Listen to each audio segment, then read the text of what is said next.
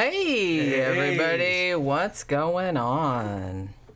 That's right, got Medusa, and then we have Bane from Santa Prisca. Yeah. I'm very, very blind right now because, like I said, I have to wear glasses to see the screen. So the screen's like a blur, but I was like, well, I didn't want to be wearing glasses because Medusa didn't wear glasses, not that we know of anyway. Yeah, this is what I wore to the club the other day. I posted a quick video.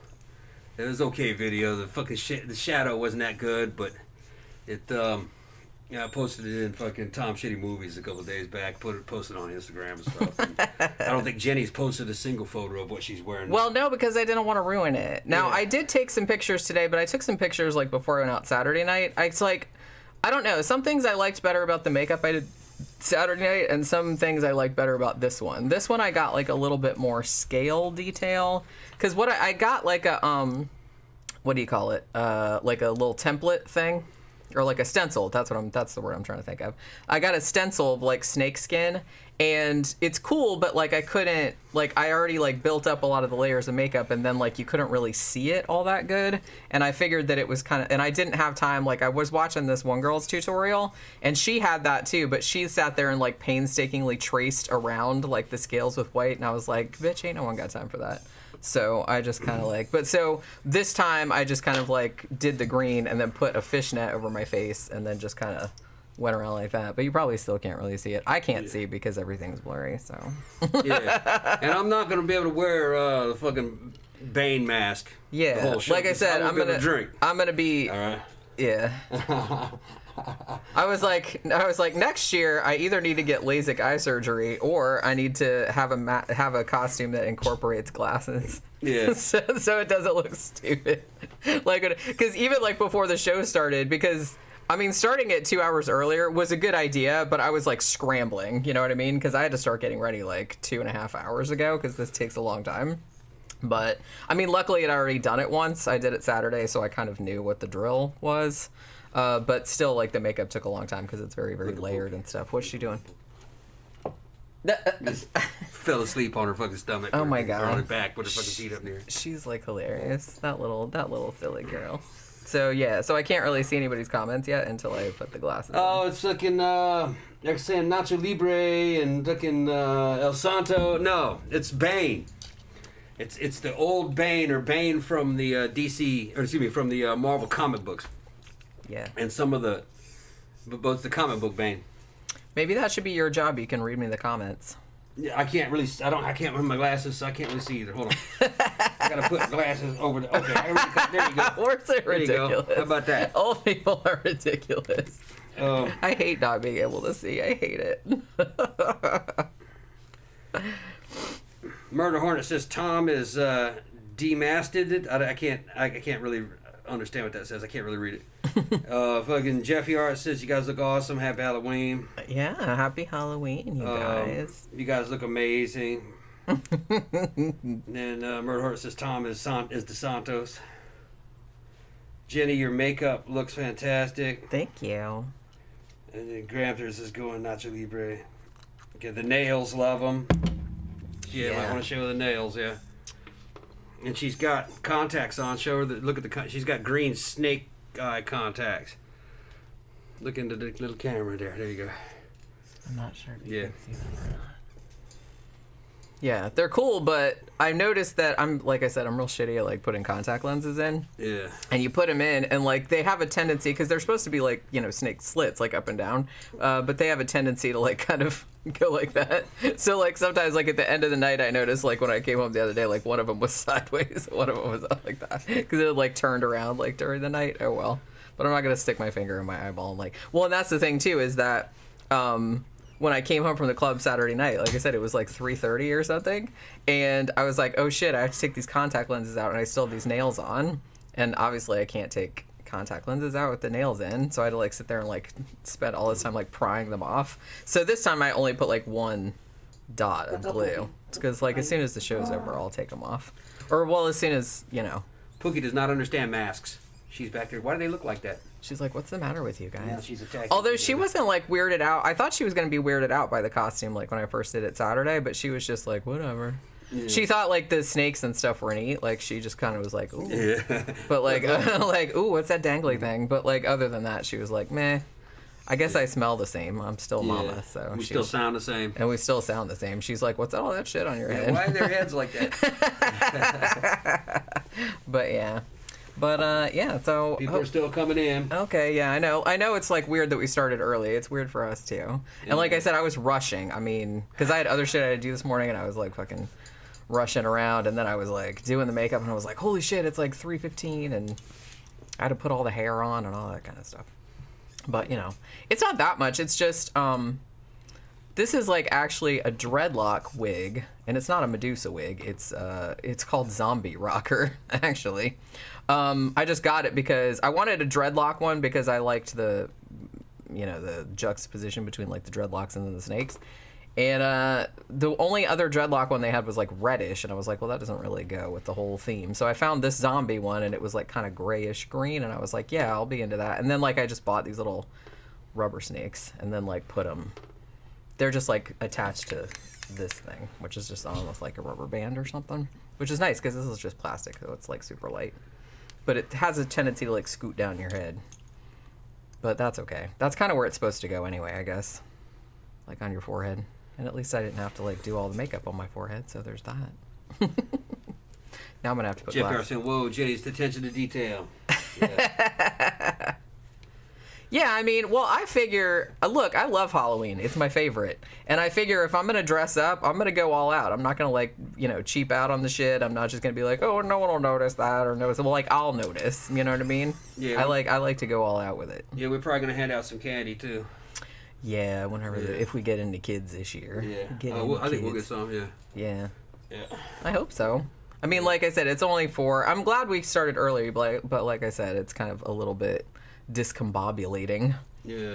Because, like I said, I had to start getting ready at like 1:30. and even then, I didn't make it. I almost didn't make it. Because I was like, just like 20 minutes ago, I was sitting there like sticking the nails on. I'm like, oh my God, my fingernails are sticking, my fingers are sticking together and shit like that. But, what are you going to do? What are you going to do? I'm glad. Does it look good like on camera? Like I said, I can't really like it looks good to me. It looks good to me, but everything looks good to me because it's all blurry. I'm like in soft focus. Yeah, good. And and it was a little bit easier too because it doesn't have to be like live action. Yeah, I got very little sleep last night. Very little. Yeah.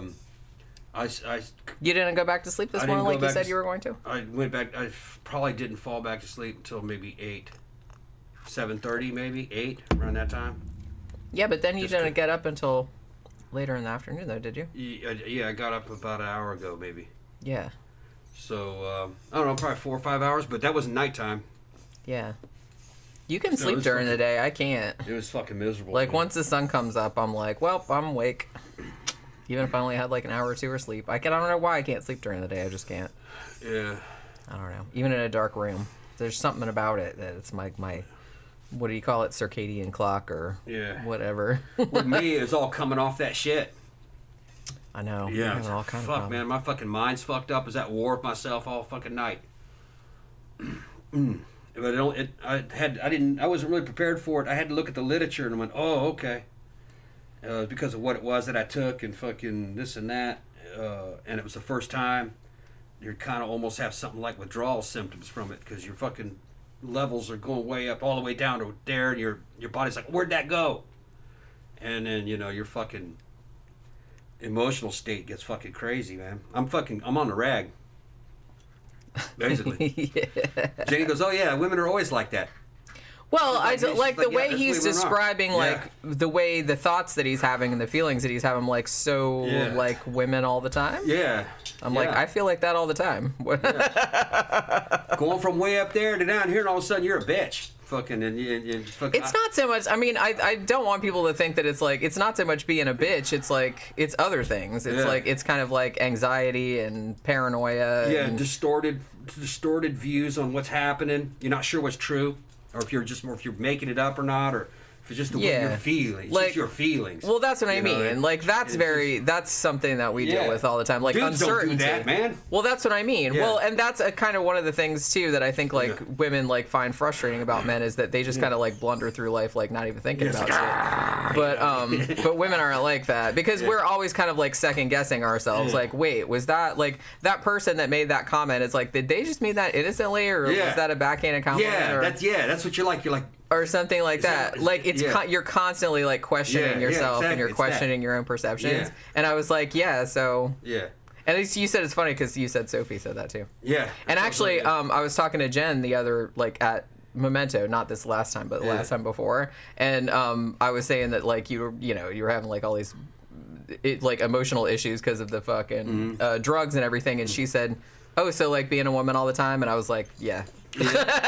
Which Jen said that? So she said it too. Which Jen? She's like, Dimitri's Jen. Yeah. She's like, yeah, we feel like that all the time. I'm like, I know. No, I understand it now. I was like, I know. I understand it now. Yeah. Maybe it's like, I don't mean to be an ass, but maybe that's why I'm not like all that sympathetic, because I'm just kind of like, welcome to the club. Yeah. I felt like that since I can remember. The other stuff that I took, the other PEDs that I took, they were fucking awesome. Just you feel positive, and it's just sunshine and fucking positivity. Unicorns farting rainbows. Unicorns and every fucking thing, you know what I mean?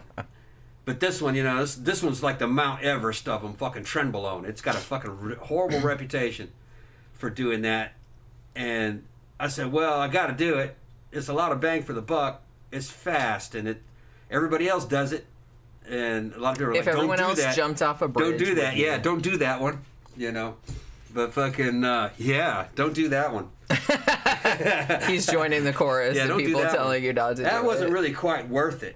Yeah. I could have done that with more pleasant shit. It would have taken a little bit more time and more money, but go that way. Go that route. Don't go the fucking trend bologna sandwich way. That is a way of pain and suffering and darkness. I said, tell me about it. What's that? I said, tell me about it. Yeah. No. Welcome to my world. No, you'll understand. Welcome to the inside of my brain. You'll understand why women are crazy. We're not crazy. We just see the world a different way. I saw it. Yeah, I saw it. No. Well, and I told him this morning, I said, well, maybe this will make you like more empathetic towards it. Because now that you know what we're going through all the time. Yeah, I know what it is. Like, honestly, I kind of think, and this is why, like, this is very general, but this is why, honestly, I think in general, I think women are like a lot emotionally like stronger, like more resilient, because they're dealing with that shit all the time, and they still have to like function. They still have to like get up and go to work and like raise kids and do whatever the fuck else you got to do, and you can't like whine too much about it. So, you just have to like put on your big girl pants and kind of like deal with it. To put it in perspective, it's not as mind altering as say like LSD. It's not like that. And that almost makes it worse because it's more insidious. You're not sure if it's really happening. You know what I mean? With LSD, that's happening. You're on a trip. This, you got to read up on it, man. If I didn't read up on this shit and know what to expect before it happened, I would have thought I was going crazy. Mm-hmm. But I was prepared for it. Yeah. I didn't know that there was kind of like a mild withdrawal symptom from it, but it only lasts a couple days. The dudes didn't mention it. Some guys mention it, but you got to look for that. It's imagine, okay, if you're a dude, a woman instantly would know what it is we're talking about. Well, yeah, like I said, as soon as I talked to like everybody that I know that was female, they're like, so like us all the time. Right. I'm like, yeah, exactly. What it is is that it's a weird combination.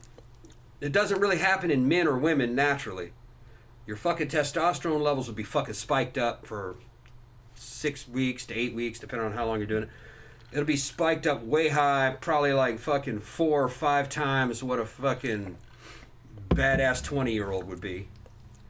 And then your estrogen levels are down in the dirt, which that's bad on a man too, because it prevents you from getting good sleep.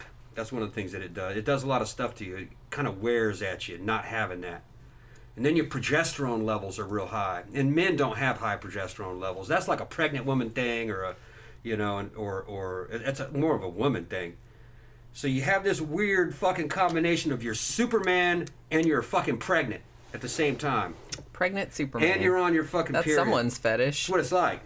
Well, you can't be pregnant and on your period at the same time. It's just Whatever. Whatever. It's something fucking weird. Tom forgot his basic biology. It's not supposed to happen in a man. Okay? So what it ends up doing is that you have this weird situation where you feel fucking super powerful and godlike on one hand, but on the other hand, you're extremely insecure and you're not sure if your fucking thinking is right. And all of your confidence is being sucked away, which that doesn't mean, that sounds fucking insane, because it is. How could you have godlike confidence and then have all your confidence sucked away? It's kind of pulsing a little bit. Yeah, I'm aware of that emotion. Yeah. I have that too. You have that too? All the time. Yeah, well, fucking men don't have that. I mean, every now, like someday you wake up and be like, man, I'm awesome. I can do all this kind of stuff. I never feel superior to other people. Maybe other people do. Oh, no, I was feeling superior. No, I never do that. But like I said, that might be something that is. It's because it's not different. It happens in that hormone. But then, like later, like a few like hours later, I'll be like, man, I suck. I'm not. Yeah, exactly. It's like you're balls to the walls and then slamming the brakes on. Balls to the walls, slamming the brakes on. And it might happen. I was noticing that because I was injecting every 3 days. Day 1 of the injection, you felt great. Day 2, you started to question yourself. Day 3, your brakes were fucking full on, even though it might pulse. And then you're going to inject again, which you go back. So it's this constant roller coaster.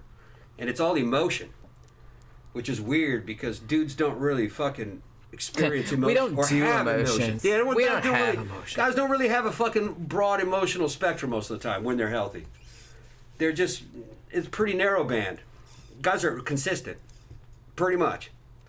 It's hard to fuck them up. Takes a long time to fuck up anger, a guy's emotion. sleepiness, hunger, and sex. Yeah, that's pretty much none of that other shit. None of that other bullshit.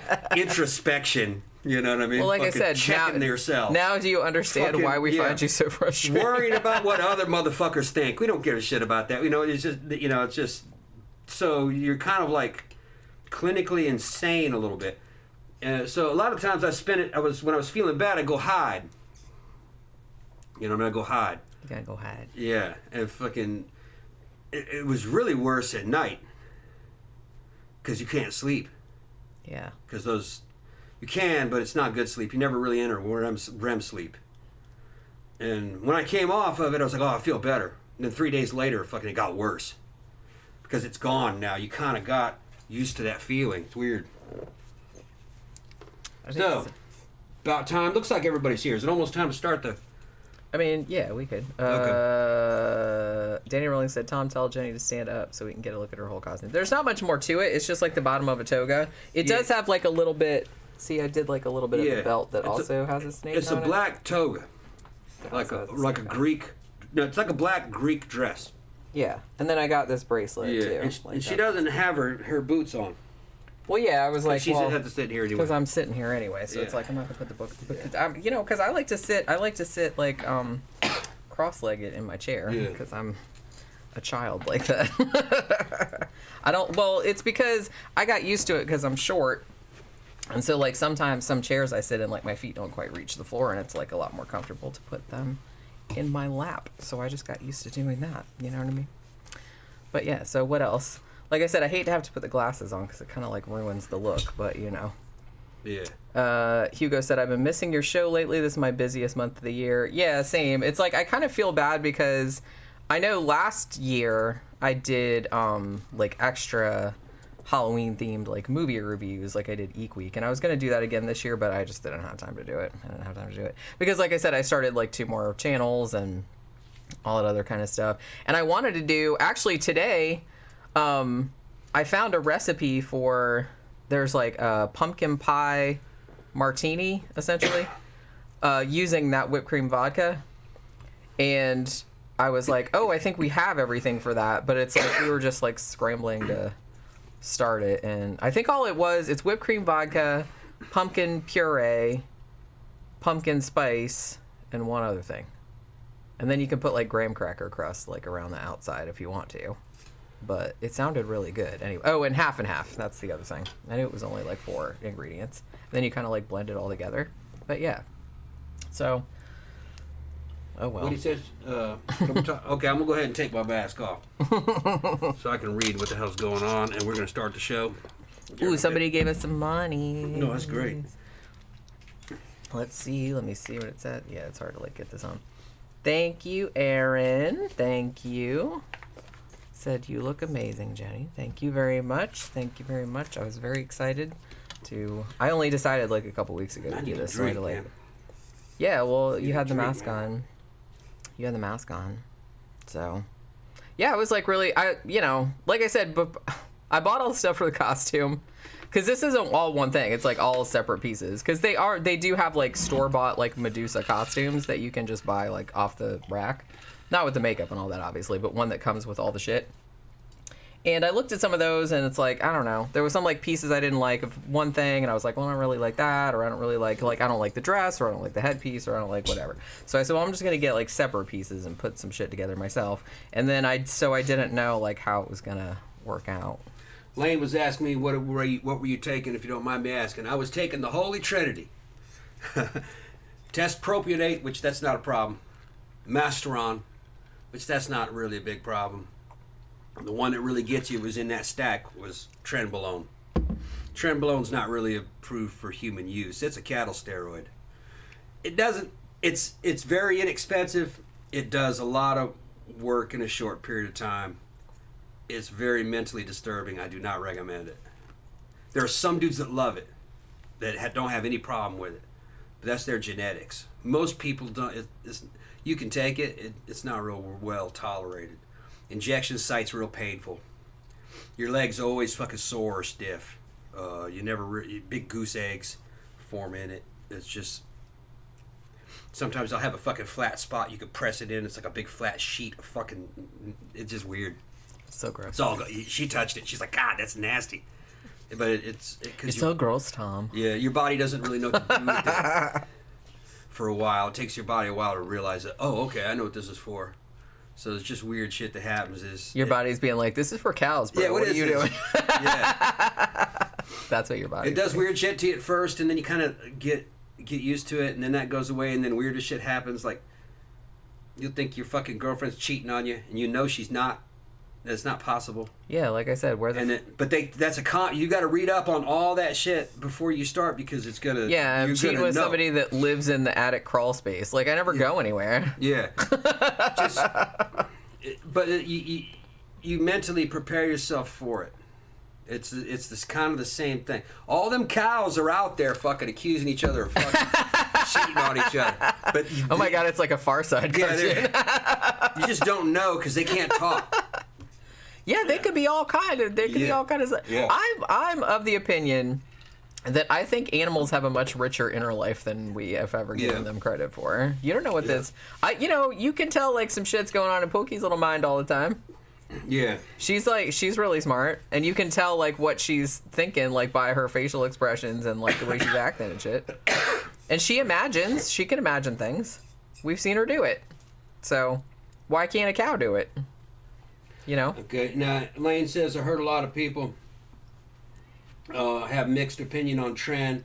About to hit some D-ball test cycle as soon as I get some PCT. Yeah, okay. D-ball, I like D-ball. You retain a lot of water on it.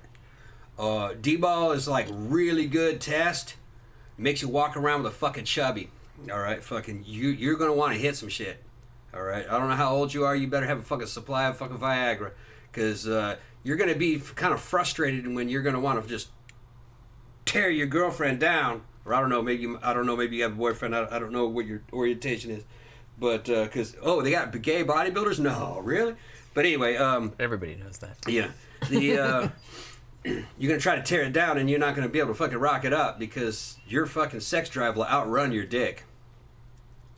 You'll just go. What a funny mental image that was. That's what it is. I just imagined a little dick with legs like running. Yeah.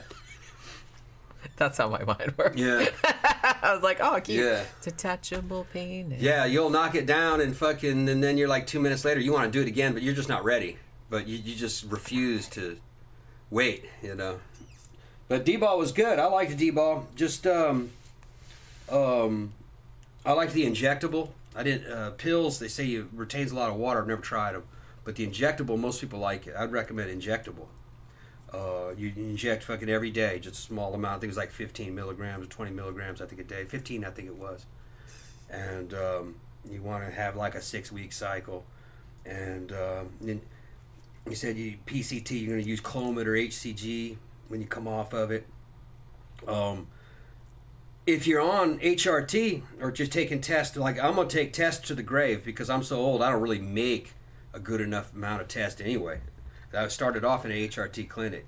There's no reason for me to ever come off HRT. So that's why it just opens a gateway. You can say, well, if I'm going to take this for the rest of my life, might as well just put the good shit on top of it too every now and then. Fucking spice it up some. But if you're just going to be on HRT, you won't need PCT. Just stay on HRT. For those of you guys who don't know what we're talking about, if you're taking test and you're going to live on test because you've only got 30, 40 years left in your lifespan, there's no reason to come off of it. All right. So you don't need to recovery time off of steroids. You just stop taking them. You're taking test.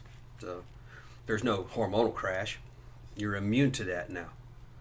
So, but I do not recommend going on HRT.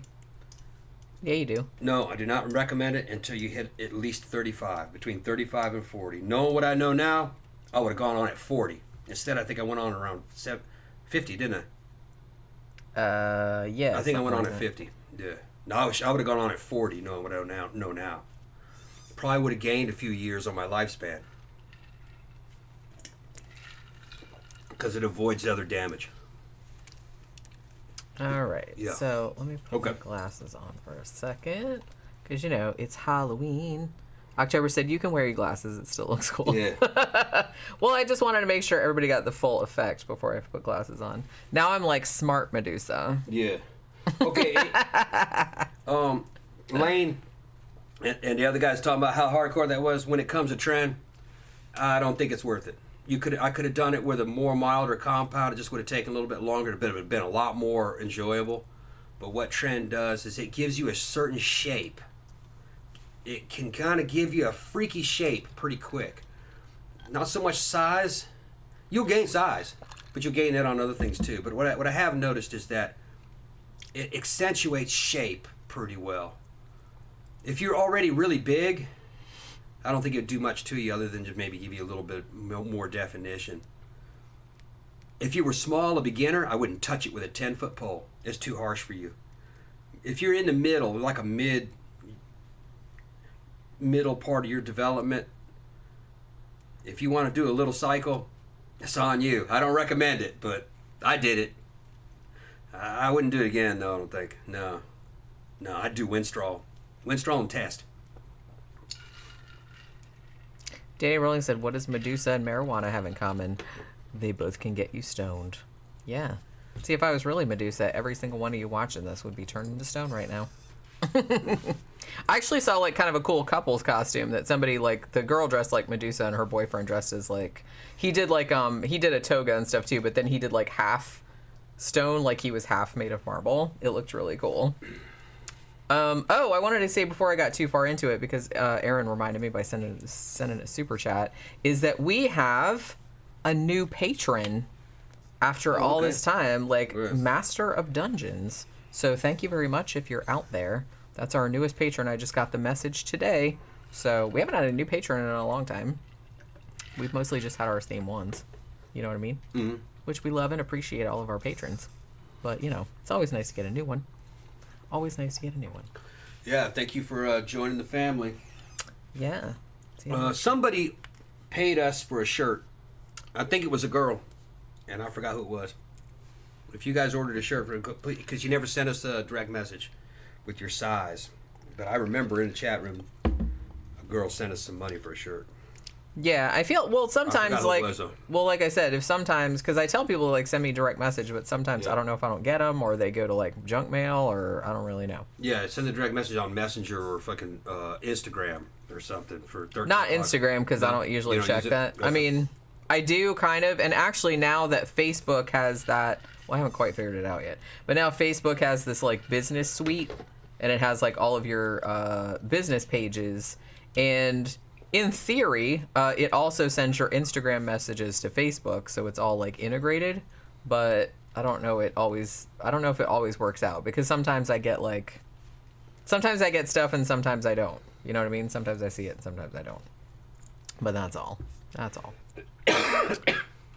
I don't know. I think this looks dumb with the glasses, but I can't see without it. Don't worry about it. Just. I know, but it's like, how I do. You know how I get like all. Like I said, I even put these fucking nails on and everything. Like. Can you run the mouse and run all this? Well, I can run the mouse. It's like it's kind of hard to like type shit. Okay.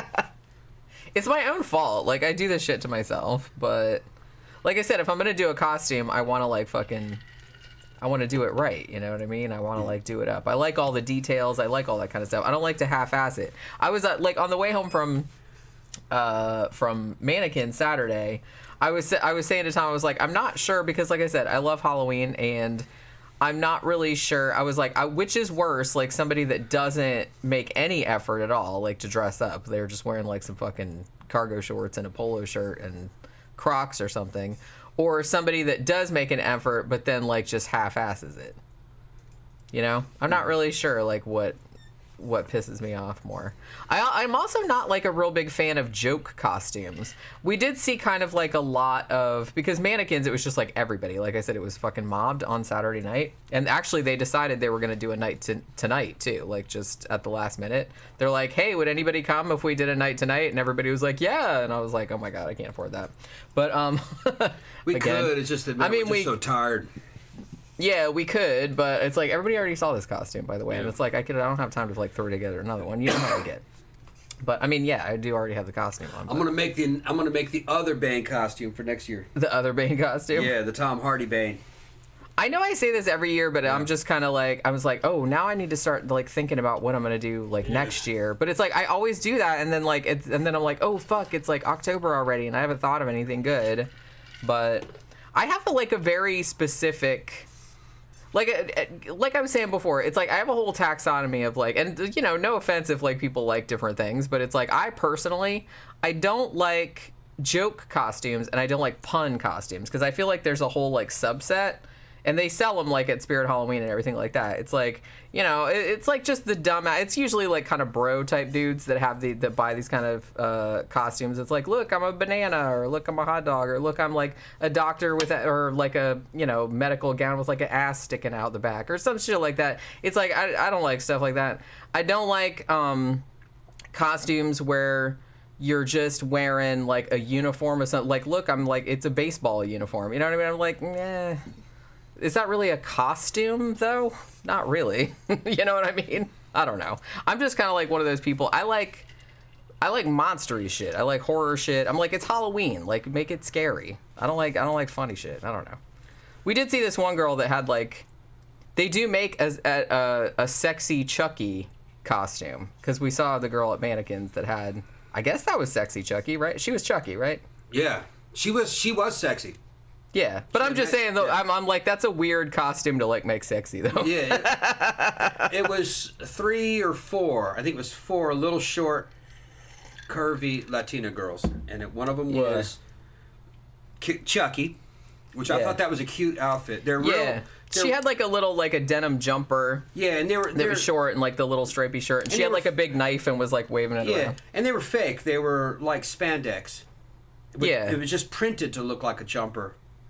I think it might have had things like cuffs on the, and stuff. I did. Yeah, it was kind of dark. It was spandex, real form fitting, and they all had nice little South American type figures, if you know what I'm talking about. They're bootylicious, all of them, and they were out there fucking twerking and shit. And they had that one. There was and they were all the same size. They're all they were all 5 feet little. Tall. They're all 5 feet tall, and all in their probably late 20s, early 30s. They're probably late 20s. What do you think? Mid to late 20s. I think, like I said, I couldn't see them all that good. They had a Chucky. They had what was the other girl? Wednesday Addams. Was she Wednesday Addams? Yeah. And they had and then what was the third one? There was 2 more. Oh, okay. There was 2 more. The other one was but those costumes were all from the same company. You could tell they all went in and got them and all became. I think the other one was like was it Beetlejuice? Beetlejuice Demon? I don't think so. There were a lot of Beetlejuice themed costumes this year, I noticed. I wonder why. Yeah. Oh, wait a minute. No, wasn't one of them from the thing from Scream? What, Ghostface? The Ghostface? Wasn't Ghostface one of them, or no? No. It was shit like that. It was real kind of generic, not generic, but just real mainstream. Chucky. Yeah, that's what I'm saying. Oh, that's right. No, Jason. Wasn't one of them a Jason? Maybe, but I didn't see that one. I only remember the Chucky one and the Wednesday. Yeah. I don't remember the other ones. Or Freddy Krueger was. Maybe think one of them was Freddy Krueger. But they were all like had like sexy versions, which I always think is like really funny. Yeah, I thought it was cute though. I mean, it's cute on some people, but it's like I don't know. Just the concept is like funny to me, I guess. Look, I'm sexy Freddy Krueger. I'm like, okay. Yeah, but it's obviously like something a stripper would wear. You're a sexy burned child molester. Yeah, I thought it was funny. You know. It's funny. I wasn't the only one looking. Other guys were looking. Well, yeah, no, I'm not saying that. I'm just saying I find the concept of like sexy horror costumes kind of funny. Well, that like not that. I don't know. It depends. It depends. Like I said, I have kind of like a small window. Like ever since I was a kid, even when I was little. You know, because how, like, sometimes, like, little girls, when they're growing up, they're like, oh, I want to be a princess. I never wanted to do that. I always wanted to be, like, something scary or ugly, just because that's how I roll. So, you know, I always wanted to be, like, a witch or a mommy or some shit like that. I was a Jawa one year. My mom made that costume. It was, like, pretty epic. But I never wanted to be anything, like, super girly, because I always, like, really liked scary shit. I like scary shit. So I always wanted to be something scary. So I think that kind of, like, carried over into adulthood. Yeah. Like, it's okay if it looks hot too. Like, actually, that's the ideal. I like the very small intersection of like scary and hot. Yeah. You know what I mean? Yeah, those girls, there was no scary to it. That's what I mean. They were kind of like what the Japanese would call like a kawaii version. Right, that's what I'm saying. Yeah. I think that's what bothers me more than anything. Like, not so much like the concept of it, because I do like the overlap of like hot and scary. You know what I mean? So, like, if you're gonna do, I don't know, like, I saw this one costume that somebody had done online that was like a sea hag, you know what I mean? Or like like an evil mermaid. And it was like hot, but it was also like scary and like frightening and like disturbing looking. I'm like, that's like the ideal for me, like Halloween costume. That kind of range, you know? Like monstery, but also kind of sexy at the same time. Yeah, we're early because we got to get the show done early before the trick-or-treaters show up. Yeah, because we didn't want the doorbell ringing like every 5 seconds and it's better have to like run downstairs and get the kids. And I knew we'd be tired, so it's better to get this over with early so we could hit the sack or fucking whatever earlier, too. You know what I mean? But like I said, it was harder because like as soon as like 1:30 came along, I was like, oh shit, I have to start like putting all this fucking makeup on and stuff like that. But like I said, I was glad that get it over with faster. I was glad that because I was worried, like I said, about this costume because I didn't know how it was gonna look. I imagined it, and then when I was getting ready on Saturday, I gave myself like 5 hours on Saturday because I said, hey, if I start doing the makeup and I fuck it up and then I have to wash it all off and start over, like I'm gonna need like a lot of time. So I gave myself like pretty much all day, but I was doing it and then I had it all put together. I'm like. I was like, oh my God, it looks good. And then then Tom came in and he's like, oh my God, that looks awesome. And I was like, yes. Because he's like super critical. I thought he was going to come in and go, no, it looks kind of dumb. No, it looked awesome. To me, it looked like a silent film, like 1920s. Yeah, see, that's what I kind of liked about it. That it kind of had that like vintage Hollywood kind of look like to it also. It's kind of like the Medusa costume the leading lady would show up in while she's dancing for the audience in the movie. Right. Like works at the nightclub. Yeah. It's like that. See, I think that's what I liked about the vibe. Yeah. And honestly, I was just like I was surprised because I mean a lot of people had really super cool costumes when we went out Saturday night. Like a lot of people had lame ones too, or no costume. But a lot of people had really, really good ones. And I got a lot of like every time I walked through the club, like to go to the bathroom or get a drink or something like that, people were like, "Oh my God, you look amazing!" And like some people were just kind of like, "Hey, can I take my picture?" Like people I even know, like wanted to take pictures with me. That one couple that were they were like Day of the Dead, and they went all out too. Like she had like a big, huge gown and like all the roses, and they did all the makeup. Her and her boyfriend did, and it looked amazing. And they came over and they were like, "Can we take a picture with you?" And I was like, "Okay." They were like super cute. I didn't even know who they were. Yeah. They were like they seemed young. I couldn't tell because of the makeup. But what's up? Okay. Yeah, I got a good reaction too. When that club was crowded, I was getting groped and shit. Yeah, he told me it's like all these drunk ladies are like groping him. Yeah, grabbing titties and shit. Walking by. Who was that? They were hot though. I didn't fucking say anything. Jenny was fucking right behind me, and fucking one of them fucking groped me, and I turned around and looked at her, and I said, "Did you see that?" She grabbed me. Fucking. I didn't see it though. Yeah, she didn't see it. I was looking at something else, or it's kind of dark in there. I was probably like looking down at the floor to make sure I didn't trip or step on anybody. Yeah, I was going out because it was kind of like going out the back. 3 gay dudes came out, fucking dressed like hamburgers and hot dogs and shit, and they went, oh, and it's like wait, somebody was a hamburger. I saw the hot dog. It was a hamburger hot dog. I was like, they were dressed as fast food, and then why? And then actually, that's not fun. You know, when I had my Bane mask on and everything was good, the strongest reaction I got was like from Latino dudes in their 20s. A whole fucking gang of them started, Bane, you fuck Batman! Yeah, they were yelling at us from like across the street when we were walking to the car. So I got to go back with Danny Trejo's voice, you know, Batman! Last time I saw you, I broke your back. The next time I see you, I will break your soul. You know, they fucking love it. They just like all cracked up. Yeah. But yeah, it was super fun. Yeah. I was thinking, another good costume. I saw one girl who we kind of know, but she did Corpse Bride, and she had her dress like lit up and everything. Like the bottom of it was like all lit up, and she had like all the little dreadlocks and all the makeup. She had all the body paint on and all that kind of stuff. That was one thing I didn't do, and I said this is one just for practical reasons. Now, initially, what I was gonna do is because these are like fishnet tights, but they have like a snake pattern on them. And I was like, oh, that's kind of neat. Now, initially, though, because I didn't want to do body paint, because this is just body paint, obviously. But I didn't want to do body paint, like, on my arms and shit, because I said, well, it's just going to, like, rub off. You know Gary goes, mean? What's the guy supposed to be? The comic book version of Bane. Yeah, he just took the mask. I just took the mask off. He took the mask off so he could drink. So I could drink, yeah. But yeah, so I initially had ordered a pair of green tights, and I was going to make like a shirt out of the like sleeves out of that, and then I was going to put this over it, so it'd be like green underneath, and then maybe like do some body paint on the hands. But the green shorts, the green tights didn't like arrive in time, so I was just like, well, fuck it. And then, like I said, when I was going out, I said I'm not putting body paint like all over my fucking arms because it'll just rub off, like especially like underneath this. So I said, well, I'll just be a two-tone. I'll be two-tone Medusa. Because it's like, that was one... I was disappointed, but you know what I mean? There was like one concession to practicality, I guess. Because I didn't get... I thought that the makeup that I ordered... Because there's that makeup that's like body paint, but it's like water activated, and it's supposed to like stay on better. And the kind that I got, I thought was water activated, but it's not. It was actually more... It's not grease paint. It's not that squishy. But it's still like, you still need powder to set it. And it wasn't waterproof either. So I was like, okay, well, there's no way I'm going to, like, put that all over my arms and have that stay, like, all night. Everybody just, like, rub it off. So I didn't bother. Let's see. He's supposed to be Tom. Yeah, no. Dane and Tom are kind of crossover there. Hugo says, Jenny, you look a bit like Zita Johann as the princess on The Mummy 1932. Oh, yeah, okay. I'll take it. But yeah, that's what it is. I really like this headpiece, actually. I'm going to keep this shit. But there's a lot of Medusa headpieces, but like 99% of them are bullshit looking. And I didn't really have the time or the patience to make my own.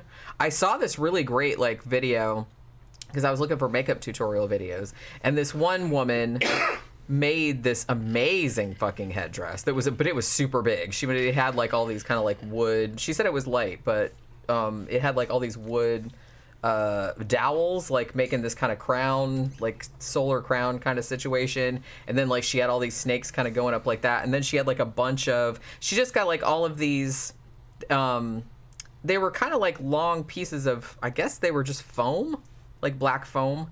Like for some, I guess she got them at Home Depot or something. And she just kind of like looped them in the back, like to give it all this like volume. It was massive, but she said it didn't like weigh hardly anything. And it looked kick ass, but I was like, oh my God, that would take fucking forever. And I just don't have the time or the patience to do that kind of stuff. Maybe if I have more time, but you know, what are you going to do? Let's see. I put a guy in timeout for calling you a guy. What? I put somebody in timeout for calling you a guy. Who's that guy with the thing on his head? You know, like who's that guy with the thing? Yeah, she's calling you a guy. Yeah. Okay. I don't know many guys with fucking huge fucking titty, but never mind. Well, I don't. Yeah. Am I supposed to be insulted? I guess you're supposed to be insulted. Why would I be? I don't fucking know you. Why the fuck would I care? I don't know. People are so funny. They actually think I give a shit what they think about me. All right, what is this light popping up? That's like email and shit like that. Let's see. Blockfrog says, I'm generic. I always go as Mario. That's all right, though. That's all right, though. Tom turned him into stone.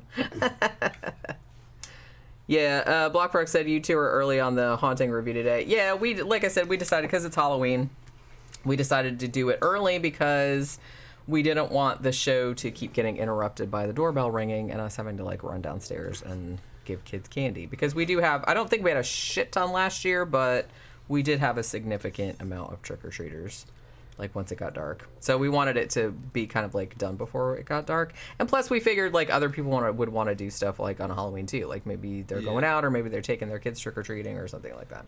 Yeah. So, and wouldn't want to like so it'll be done by the time you guys, the show will be done by the time you guys got to trick-or-treat. Sure. Because we're in the fucking East time zone. Eastern Standard Time. Yeah. That's what we're doing. Yeah. But yeah, so I'm gonna put the glasses on again, even though I don't love it. But you know what I mean. I don't love it. All right, so this show here, man, Curse of the Mummy. We wanted to do this one because we've seen it before a couple of times, and I was like, well, it's kind of Halloween themed because it's Mummy.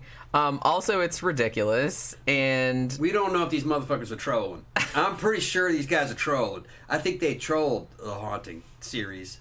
Although, I mean, if they did, like, I admire the dude for being able to keep a straight face the whole time. Yeah, and this case involves the legendary Billy Bean. Okay. He's on a bunch of these fucking. Yeah. He's kind of like he's trying to take over the mantle from the Warrens. I feel like. Basically. Oh wait, Louis said, Jenny, what's your favorite horror movie if you had to pick one? Oh. Today, right now, I'm gonna say The Shining. Yeah. Yes, this is the reptilian one. This is the reptilian mummy. Fucking Apep. Or what was it? Sobek? Sobek. That's right, yeah.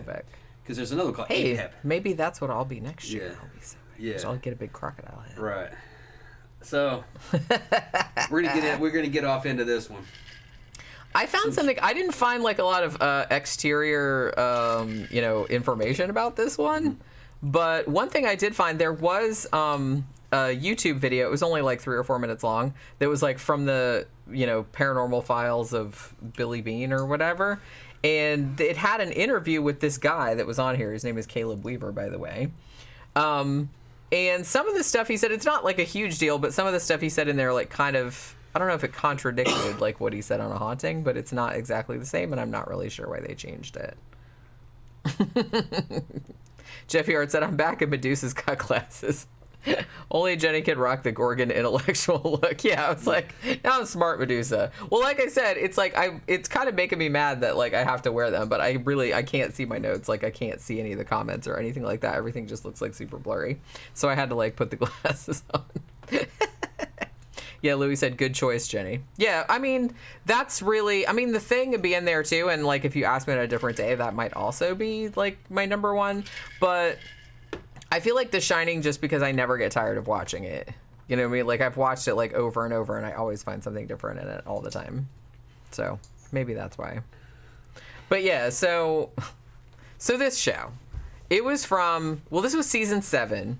As we've said, like after season 4 or 5, it started going downhill. Oh, Tom's Inglorious Bastard said, what's up, Tom? You're going as Bronson to the Halloween party. No, man. Fucking, I don't have my mask on. This is fucking the comic version of Bane. My mask right here. But I can't fucking wear the mask and drink at the same time. Well, you can put it on just for, like, the every sake now of and new then, maybe people. I'll put the drink on. For the sake of new people that are arriving. For you new motherfuckers. Yeah, because that's the thing. Like I said, that's why I have to keep putting my glasses on and taking my glasses off, because the costume looks better without the glasses, but I can't see without the glasses, so. There you go. See, there you go. There you go. Y'all be happy now. Y'all be happy now. Yeah. I look better with the mask. My fucking covering up my ugly ass fucking face. Well, no, you look better with the mask because it goes together. Like, you actually look like, it looks like a Halloween I'm missing show. one piece, though. It's got a spiked collar, but I forgot to put it on. Oh, that's right. Yeah, you had that on Saturday. But because he wears a spiked collar, like a dog collar. Yeah. Well, you didn't realize what time it was. I just came. I was fucking had to hurry up. Yeah, I just came at like 4 minutes before. I'm like, are you ready? Or and he was like, oh. Yeah. Well, I had it. I'm clothes on. Yeah, you had your clothes on. You just didn't have. You just forgot didn't like have the all the little jewelry details. stuff. Yeah. Well, that's how shit happens. That's how shit happens. Let me see if I put this back on. October says, if you don't wear your glasses, you'll get a headache. At least I do if I don't have mine on. Yeah, I mean. Into Green 78 said, honestly, your makeup looks so good that the glasses don't take away from your look at all. Thank you very much. Thank you. I appreciate that. I just like I figured if I was gonna wear the contact lenses though, it's like, well, I have to at least like have people see those because they're a pain in the ass, and you can't really see them with the glasses on. But I do have contact lenses on too, like green reptilian ones. Let's see. I like that though. That's good. That's kind of cute. Honestly, you can't really. I see you, Batman. Don't think because I'm blind I can't see you. I was born in the darkness. You merely adopted it. It's not so bad though because you can't actually see them all that much. You know what I mean? Yeah. Because only you can see like that little part of the frame, but you can't like see the glasses all that much. October says, Tom put a hole in the mask and get a straw. Yeah, no, it looks fucked up. They got several different masks you can get because it was drawn a lot of different ways. I'll probably get a couple more in this style. Some of them do have a mask. Some of them are straight up a Mexican luchador mask that has a square there. And it's for his eyes, too. So there's different versions of this. He wore a bunch of different shit, and he's drawn differently in a bunch of stuff. But the next costume I'm going to get is the Tom Hardy one with the fucking face mask and the fucking body armor. I have a lot of that already. Yeah. So I'll do that one. And then I'll just learn that voice. So. I can't do his voice. I can do that voice, but I gotta practice for it. Yeah, he's gotta be drunk to be doing it. And you thought you were in charge. You gotta see how to. No, I'd have to fucking be alone for a while and fucking practice that one. I have to be alone. Yeah, because you don't want to put your best foot forward first. You know what I mean? Shit. Yeah. No, I could do the exact same one. Fucking Hardy's done it. I've done it before. It's just I did it without thinking about it. When you think about it, it trips you up. You have to just fucking do it. Yeah. Yeah. Tay says, like Cabinet of Curiosities. You asking if I like Cabinet of Curiosities? I really like it so far. I've only gotten up to I think I only saw like the first 4 episodes. Last night I watched Pickman's Model, like the one with Crispin Glover, the one's based on the H.P. Lovecraft story, and I really like that a lot. Actually, Pickman's Model is one of my favorite Lovecraft stories, so I always thought it was cool that they adapted it. But if that's the 4th one, then that's the one. And then, because I watched 2 last night, I watched that one and the one before it, which was the one about the weird skin cream that was Anna Lily Amirpour, like she directed it. That was good too. But yeah, I've been watching it. I like it so far, like I said. Maybe the Pickman's Model was the 5th one. Now I can't remember. But I've been watching it slowly. I think I'm going to do later on in November, probably like mid-November. I was planning on doing like a video over on Scare Salon of like the whole, like reviewing the whole series. So I'm kind of like watching them slowly, like 1 or 2 every now and then. What are you doing, Pokey? She's tearing up the books again. Tay said, yes, I really love it. I figured you guys would like it. Reminds me of Twilight Zone. Yeah, and it's honestly... it seems like, as much as I like Creepshow, the new one, like on Shudder, like I think this is a little bit better. It seems like it has like higher production values, you know what I mean? And I don't know, the stories they chose are better. I liked that they chose Graveyard Rats too, because I really like that story a lot. I mean, it's been adapted a bunch of times, but I think they did a good job on that.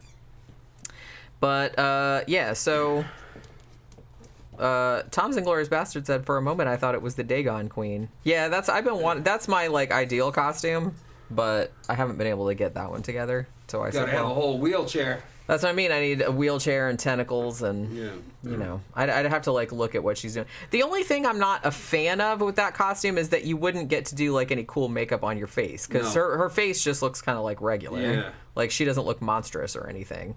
So that's the only thing that's kind of, well, it's not the only thing. The thing is I can't afford a wheelchair. But I kind of prefer ones where you can do like some scary makeup. You know what I mean? And you can't really do that with her because she I don't think that'd be a good costume. It'd be very impractical. She looks kind of regular. Yeah, that's the thing. That would be something if you were just kind of like... Not going anywhere. Not going anyplace. Yeah. If you have fun in it. If you were just doing like a photo shoot or something like that, you know what I mean?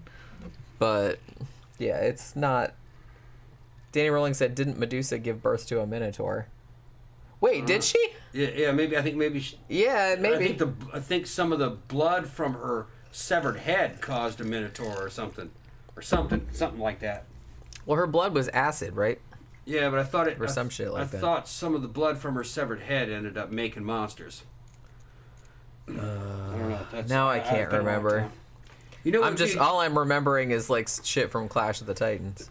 What would be good for you, Jenny, is to do a werewolf version of you. A werewolf version of me? Yeah, that might be really cool. You think I should do a werewolf? Yeah, sexy werewolf. Yeah, I could do that. Mm-hmm. That may be kind of fun. Oh, that's Tom's fetish, I guess. Almost. Yeah, like almost kind of like cross between like the Howling and the Sugar Snap or Ginger Snaps, something like that, like an in between version of that, where you're wearing clothes but you have fur too, and you have kind of fucking like a little bit of a dog face but boobs and the whole 9 yards. Ooh, can I have more than 2 boobs? Yeah, and then you could do that, maybe. Well, how would that look in human clothes? But you'd definitely have to have a tail. It would almost be kind of like a furry costume, maybe. But not cheesy. Not cheesy. Like I'd want to, like I said, if I'm going to be a werewolf, I want to be a scary werewolf. Yeah. You know, I want to be scary. It should be hot though too. Well, that's what I mean. Hot, scary. Yeah. That's like the ideal combination. Yeah. Hot and scary. Yeah. I don't like costumes that are just hot. I kind of like ones that are just scary. I liked the clothes from the Ginger Snaps movie. Yeah. Clothes like that, but faces a little bit more like the Howling. You know what I mean? Or maybe Dog Soldiers. Something like that. Yeah, something like Dog Soldiers, but with human body mostly, but with furry maybe arms and legs and a furry back. I thought about being a Wendigo, but I thought that would be like too much trouble. Because that would entail like a whole like fucking antler headpiece and shit like that. But that was one of the things I was considering. And I don't think a whole head mask, just maybe a snout with a bunch of fur and... Yeah, I mean, I would want to do... Like, you want it to look cool, but I wouldn't necessarily just want to wear a mask because then you'd have to, like, take it off. So I'd have to do, like, latex, like, appliances. And then you don't want it to be so extreme you couldn't drink or eat or talk, You want to be able to do stuff in it. So that's real light latex work, maybe. Yeah. Kind of like, like a dog. And dog fangs and stuff. I might consider that next year, actually. Good contacts. Really cool wig. Like a fucking brown or black, or probably, and with your pointed ears, dog ears. Yeah, definitely need pointed ears. And, not hair everywhere, but just, hair in certain areas. Well, yeah, because that would be hot as fuck. Yeah, it's Florida.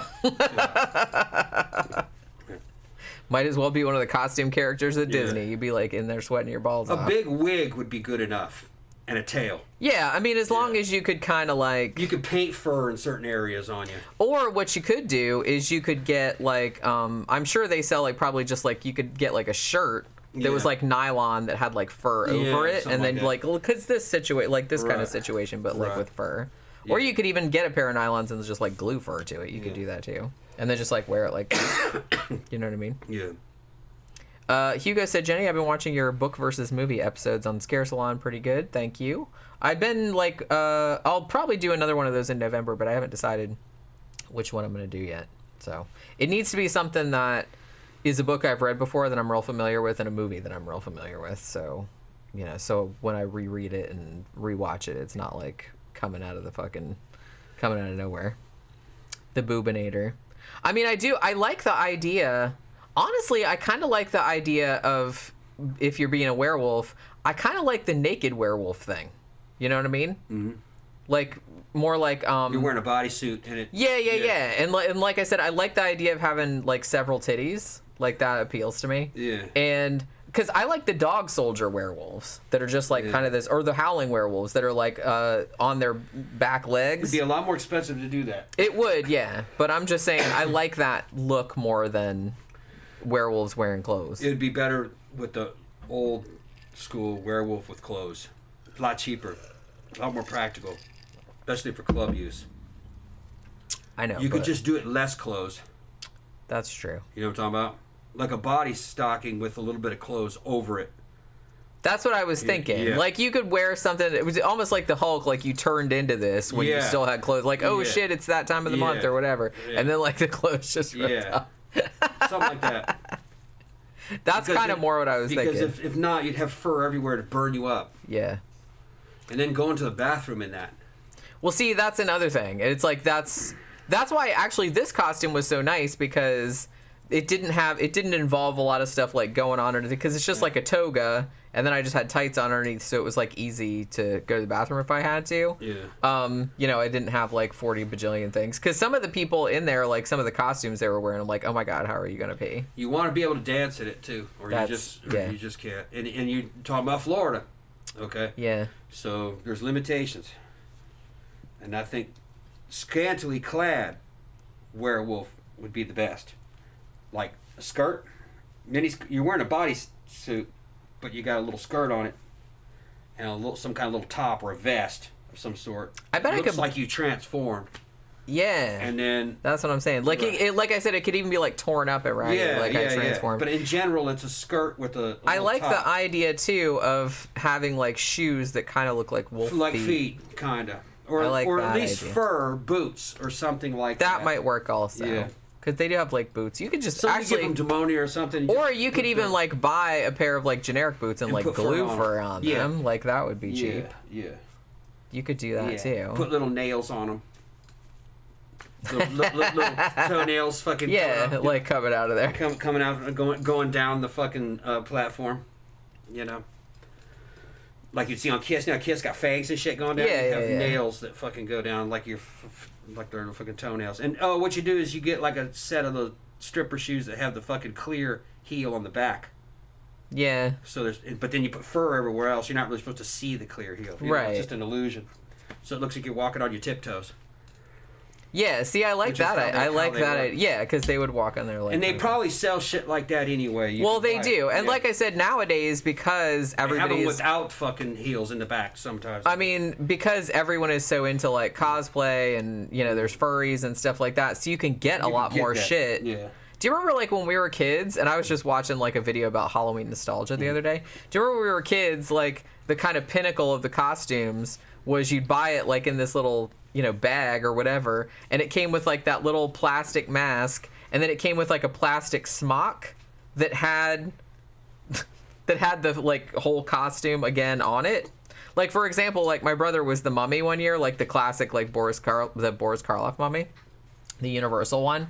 And it came with like a mummy mask, which was just plastic and was just like had a little fucking, you know, drawstring on it or whatever. The mask was okay. Like it looked all right. And then it comes with like a yellow smock. I think they were all yellow, if I could remember correctly, or black. And it came with like a yellow smock. And then like on the front, it had like the mummy on it. It said the mummy, in case you didn't know, like from looking at the mask. Yeah. And I had one like that too, but it was kind of like, it was like a witch. I don't think they called it a witch though. I think they called it like a sorceress or something. But like the face was kind of green, and she had like this. She had actual real like hair coming out the side. But then like it just came with like a yellow smock that said Phantom or Sorceress or whatever the fuck the name of it. I don't remember what it was called. I have a picture of me somewhere like wearing that. I was probably like 6 or some shit like that, or 6 or 7. But it's just, it's so much better, like, the shit you can get nowadays. Like I said, I easily found, you know, snake contact lenses. I found, like, a fucking stencil that was, like, reptilian skin that was exactly for this kind of thing. Like, if you wanted to make yourself look like a snake or whatever. So, and it was, like, $2. So, you can work up a good fucking werewolf. I mean, that's a good idea. I don't think I've ever done a werewolf. My brother did a werewolf one year, but I think it was just kind of like your classic... It's weird because whenever you like buy, like especially if you see like dudes werewolf costumes, they always are wearing like a checkered, like a plaid shirt and jeans, but they're always kind of like raggedy at the end. And I'm like, why that specifically? No, you can go in there like a fucking bombshell. That's I like that. I like that idea werewolf. Actually. That's one of the better ideas that you've had. Yeah, like in a bra with fucking tatters of a fucking top on, some kind of short skirt. Or something like a short skirt, so maybe torn up, with a fucking tail, exposed legs, but like I said, you got a bodysuit. You know what I'm talking about? Yeah. And fucking sexy fucking foot shoes. It would look good. Yeah, I think it would. It would look good. I think it would. If I could get some of those gloves that have extended fingers to make your fingers longer. Yeah. I like that idea too. Yeah. Big fucking wig, pointed ears, fucking would put some latex snout on you, teeth. Contacts, fucking cool eyebrows, and spray your face or do your face in a different color like brown or whatever color the hair is so it just blends in, you know, to change your hairline. So just see how other people did it. Like I said, you can find all kind of makeup tutorials. That's where it's like, I found you can put your bra, get your fucking badass bra, put that over the bodysuit. So the bodysuit is kind of like supposed to be the fur or something. Yeah. You know what I mean? It would look good. Yeah, I actually kind of like that idea now that I'm thinking about it. Like, because like I said, I don't think I've ever done a werewolf. It'd work. Yeah. But that seems good because, like I said, it's scary and it's monstery, and I like that. It would be hot. Yeah.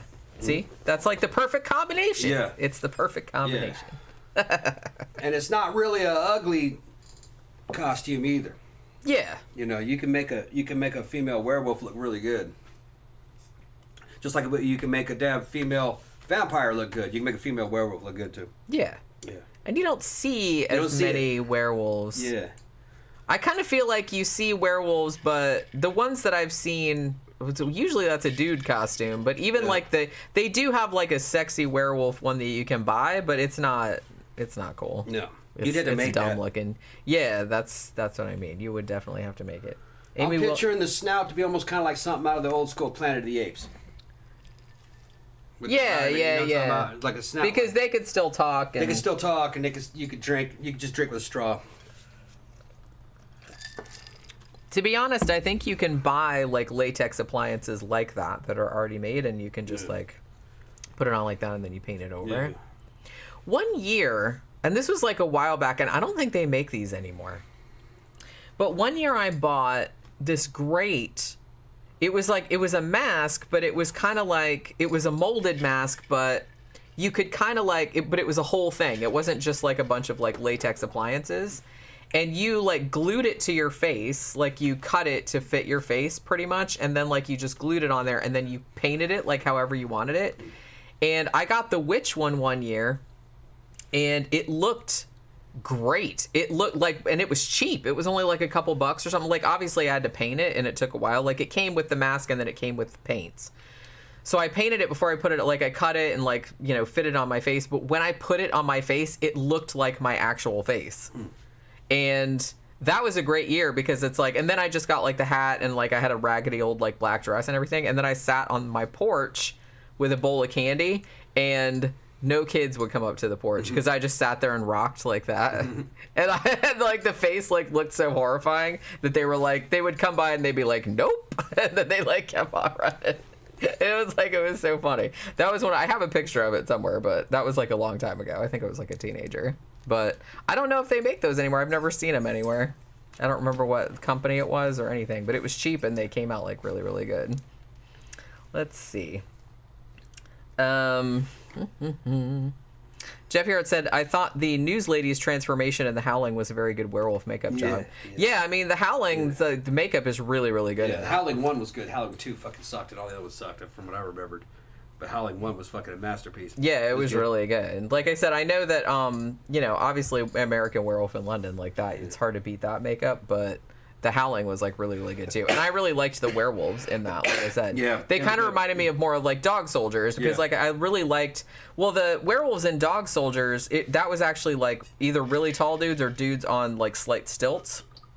And then they had like the whole bodysuit, so they would look like much taller. And they had, like you said, like those big long fingers, like with the claws and stuff. It was like really, really cool looking. Yeah, you couldn't do that here in Florida because those suits were all fur. You'd burn up. Well, yeah, you would burn up. I would probably have a stroke. Yeah. Could you wear that in a fucking club, you'd be dead fucking 10 minutes later. Yeah. Dehydration. Like I said, I don't know I don't know how those Disney costume characters do it. It has to be kind of like a leotard type bodysuit. Yeah. To simulate that fur. You might have some fur in it, and then you'd put clothes over that. And then you need a mask for it and a wig. That wig alone fucks you up here in Florida, because you just can't release enough heat through your head. Women suffer with them damn wigs. We do, yeah. Yeah. Well, and here's another thing you're not considering too, is that underneath the wig, I have a wig cap because I have hair, so I have to put you can get ones. I have nylon ones and fishnet ones, but you have to put them on to tuck all your hair up into it so it doesn't peek out. That's right, because she has hair. I don't. I can throw a wig. Yeah, it's easier for you, but I have to put it on and then tuck all my hair up underneath it, and flatten it out, and then put the wig on. But I go to the fucking club, look like Kodak if I want to, and it would still be fucking hot, even with a bald head. Yeah, it'd be hot. I thought about it and says, nah, it'd be fucking, just to wear that shit as a gag, I'd be fucking burning up all night. Fucking, nah, I can wear that. Fucking, everybody knows I'm I still think you should do Conan the Barbarian one year. If I go fucking dressed up like that, I'm gonna be fucking dressed up. I'm not quite big enough to pull off Conan. You could. You could totally pull off Conan. I could pull off, I'd be much better as just a gladiator. A generic fucking gladiator. Oh, well, that would work, a Murmillo or something. Murmillo costume or a fucking Secutor. You know, something They have really nice gladiator costumes, actually. Yeah. But, let's see. What time is it? It's 5:11. So do you want to actually talk about this episode, or does anyone care? It's time to pull the shit. Let's pull the trigger on it. We can coast through it if we want to. If it's fast, it's fast. And now we'll just shoot the shit. Well, and I did title it, Curse of the Mummy and Spooky Sidetracks. Yeah. So it's all right. We're not, because like I said, I'm we could talk about that, but we can talk about other shit too, because it's the Halloween special. So I didn't necessarily just want to limit it to just talking about a haunting. But we did watch this episode, and it's kind of Halloween based because it's about a mummy. Yeah. Although, okay, here's what I'm gonna say. Spoiler alert. I think I mentioned this a long time ago. I found a YouTube video that had an interview with this guy. I think it was from 2000 or 2020. Or no, 2020.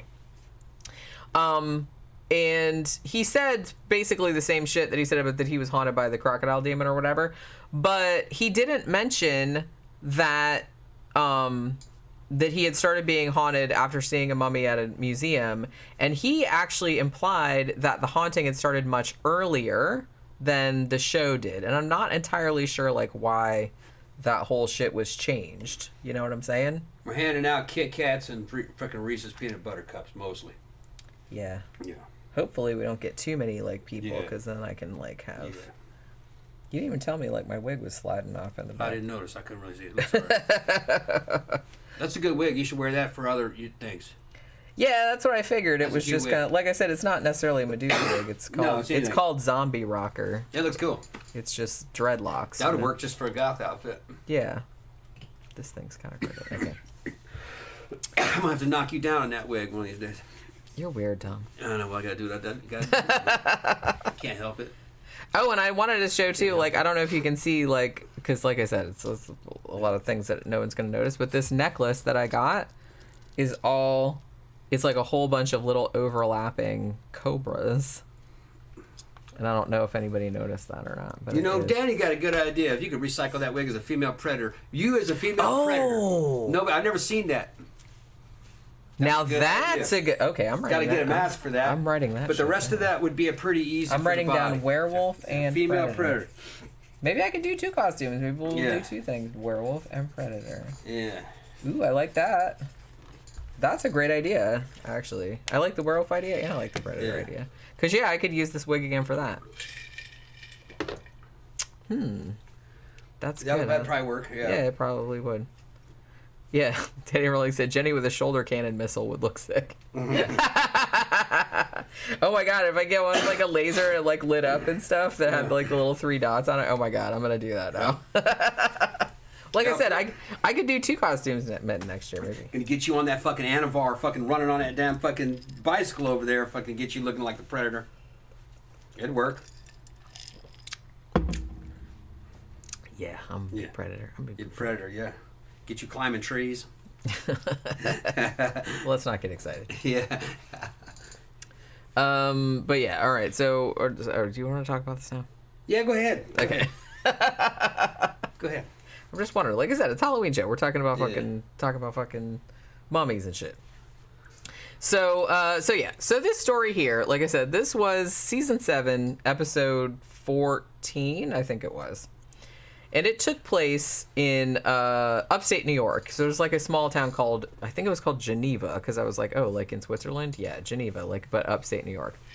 And according to the narrator, the kind of place where families live in the same house for generations, or at least this family in particular did.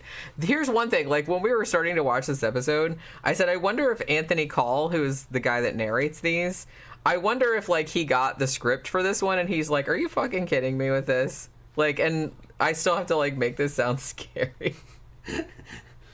But he's a trooper. He's been doing it a long time and he's a professional, I'm sure. But because if it was me, I'd have been like, oh, come on now. It's a paycheck. And I guess that's like what he's known for. Well, he doesn't only just do a haunting, because he does like some true crime shows too. Yeah. Like, cause you know, he's got that great fucking voice. And it's weird because this always happens whenever I'm so used to like hearing somebody's voice, like doing voiceovers on, and then I see a picture of them. They never look the way I'm expecting them to look. And I'm not really sure like what I'm expecting them to look like. What does he look like? I don't know. He's an old guy. I know he's old. Well, yeah, he's an old guy. I think he's close to 80, isn't he? Yeah. Yeah. It's just I don't know what I'm expecting is what I'm trying to say. Like, I'm not really sure what I expect him to look like. He's got a cool voice. You give him anything, he'll read it. He sounds like that. Yeah, and he sounds like really authoritative, and like everything sounds like super creepy. Yeah. Even stuff like this. I think they're trolling. I suspect that, but like I said, I admire their commitment to the troll. Yeah. If that's what it is.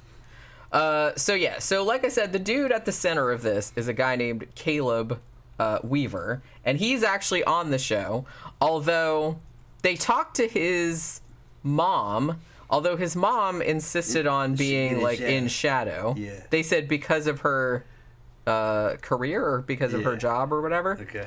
But yeah. All right. So I don't know. But his wife was on there, and his friend was on there, and Bill Bean was on there. Yeah. But his mom, I was like, well, if Caleb Weaver is using his real name, it's like everybody's gonna know who his fucking mom is. Yeah. So it's like not really. I don't really see the point of it. Deniability. But I guess she's like, that wasn't me. Mm-hmm. That's like some other. My son is playing himself. I guess. Yeah. I don't know.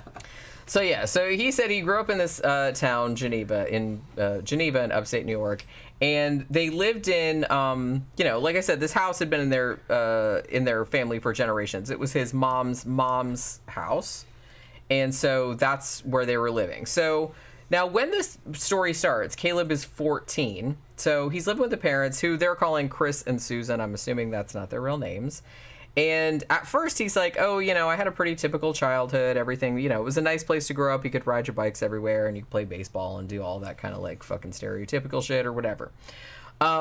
So it's kind of like, and also he kind of was, I don't know, he just seemed like a very typical student. They said he was, in the swim club, he played trombone in the band, he was just like, did normal shit.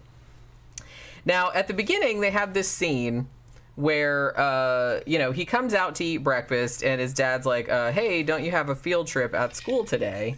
And, Caleb, like fake Caleb, the kid, is just kind of like, yeah, but it sounds boring. And then his dad's like, yeah, but boring or not, you gotta go. And at this point, okay. And I was saying this to Tom, I was like, why does this always happen in movies? This happens a lot in movies and TV shows.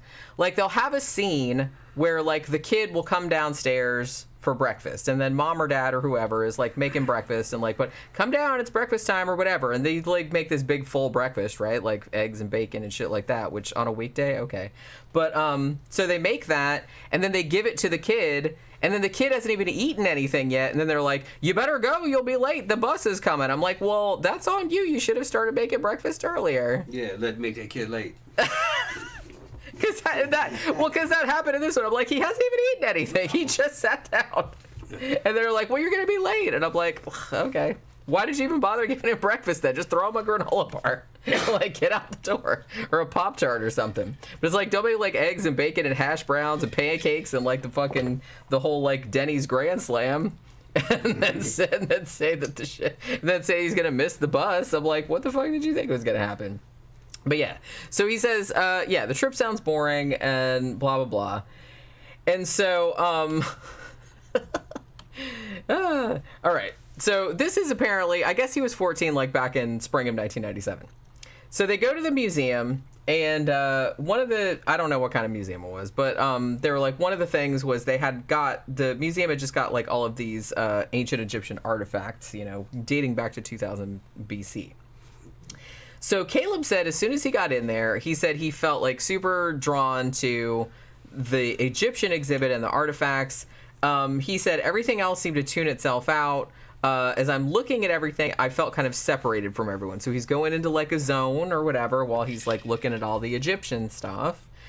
And then like the lady that's showing them around the place is like, here's this mummy. This is like kind of the centerpiece of the whole, exhibit. And it's this mummy of, kind of like a priestess that supposedly served like some Egyptian deity or something. Now, according to the narrator, it says the priestess supposedly worshipped a volatile and aggressive god, and the deity may still be protecting her in the afterlife. That's what he said. And I'm like, yeah, maybe. But I doubt it. Damn other gods, see. But right? Yeah. He's going Old Testament on it. You're in the era where there's only one God, but don't worship any of them other ones. Okay, worshiping them other ones will get you in a lot of trouble. And Yahweh chose Israel. His other brothers chose other tribes. Don't be fucking giving your kids over to Molech, all right? Fucking give your kids to Yahweh, the firstborn. Okay. All Yahweh, that shit, Yahweh, he's they've our always man. tried to rewrite that damn fucking Genesis, but no, it's all right there, man. It's the father of the gods, his wife, who was the serpent. And they're talking about Asherah. Okay, she got demoted, had made to crawl on her belly to turn into Poor snake girl. that No, yeah. And then all of God's sons. So you're talking about Zeus, Hera, all his other fucking sons on Mount Olympus, and then all the women they knock up, and all the children from them, the demigods, like Perseus and all that. Well, in the fucking Old Testament, you're talking about Nephilim, fucking Samson, fucking Goliath, those guys, giants, men of great renown. Well, the Egyptians were like that too. A lot of that shit got borrowed from the Egyptians. So they're talking about the same shit. Yeah, that's what I mean. It stands to reason that because Christianity came along later that they were going to like just incorporate, because it wasn't just kind of like, hey, we came along and we're the right religion now. It was like a slow It's an evolution process, like an evolution. So they're going to borrow shit from like other older religions. Yeah, when you come up with a religion, it's not new. You're taking what's already in the traditions and everything and rebooting it. Not really new. It's a new spin. Fucking Jesus, and Mary, Jesus, the baby Jesus and Mary and God in heaven. Jesus. That's fucking Isis and Osiris and the baby Horus, Horus and Osiris. That's the risen Little baby Horus. Yeah, the risen Osiris. And fucking Amun, the fucking father, the sun disk. And Amun got Isis pregnant and made little Horus. Oh. Well, no, not Horus, but Osiris. Then he became Horus. Yeah. Okay. So cute. Yeah, went up to heaven. But yeah, Just that's like kind, Jesus. that's Just like kind of Jesus. like the Same whole See, the Egyptian gods, like I said, most of the old religions were. Mandy Nicole said, "Jenny, you look gorgeous. Thank you. I'll do it without the glasses. It looks better without the glasses. See, because then you can see the contact lenses. I don't know if I can't see if the things turn to the side." Because they're supposed to be straight up and down, but they keep rotating in my eyeballs, and I can't get it to stop doing it. But yeah, let's see.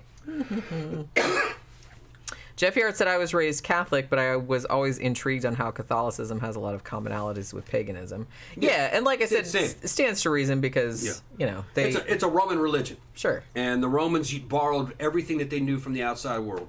And it was a Roman reboot of a Judaic religion. It's Judaism being rebooted as a Roman religion. And Christianity wasn't the only one. Yeah, I mean, nothing happens in a vacuum. Right. Myths aren't created in a vacuum. Yeah. You know, they're always going to, like, borrow from shit that came before. Yeah. So, and same with the Egyptians. They had all of these gods for various things. And especially this god, which is supposedly protecting this mummy from incursions by high schoolers, I guess. Because he's going to, like, fuck around. So Caleb says that seeing the mummy, which I'm not sure what the real one looked like, but the one that they showed on the show was actually pretty cool. It looked like a real mummy. I'm sure it probably wasn't, but they did a good job, like whoever did the special effect on it. And they said that, like, he said that the mummy was, like, all wrapped on the bottom, but then they had, like, the face unwrapped so you could look at it. And he said that it was really intense looking. You could see the whole face. And he said it looked like something out of a horror movie. Now, he said that while he was standing there looking at this mummy, he said he felt like he was kind of trapped in his own little world.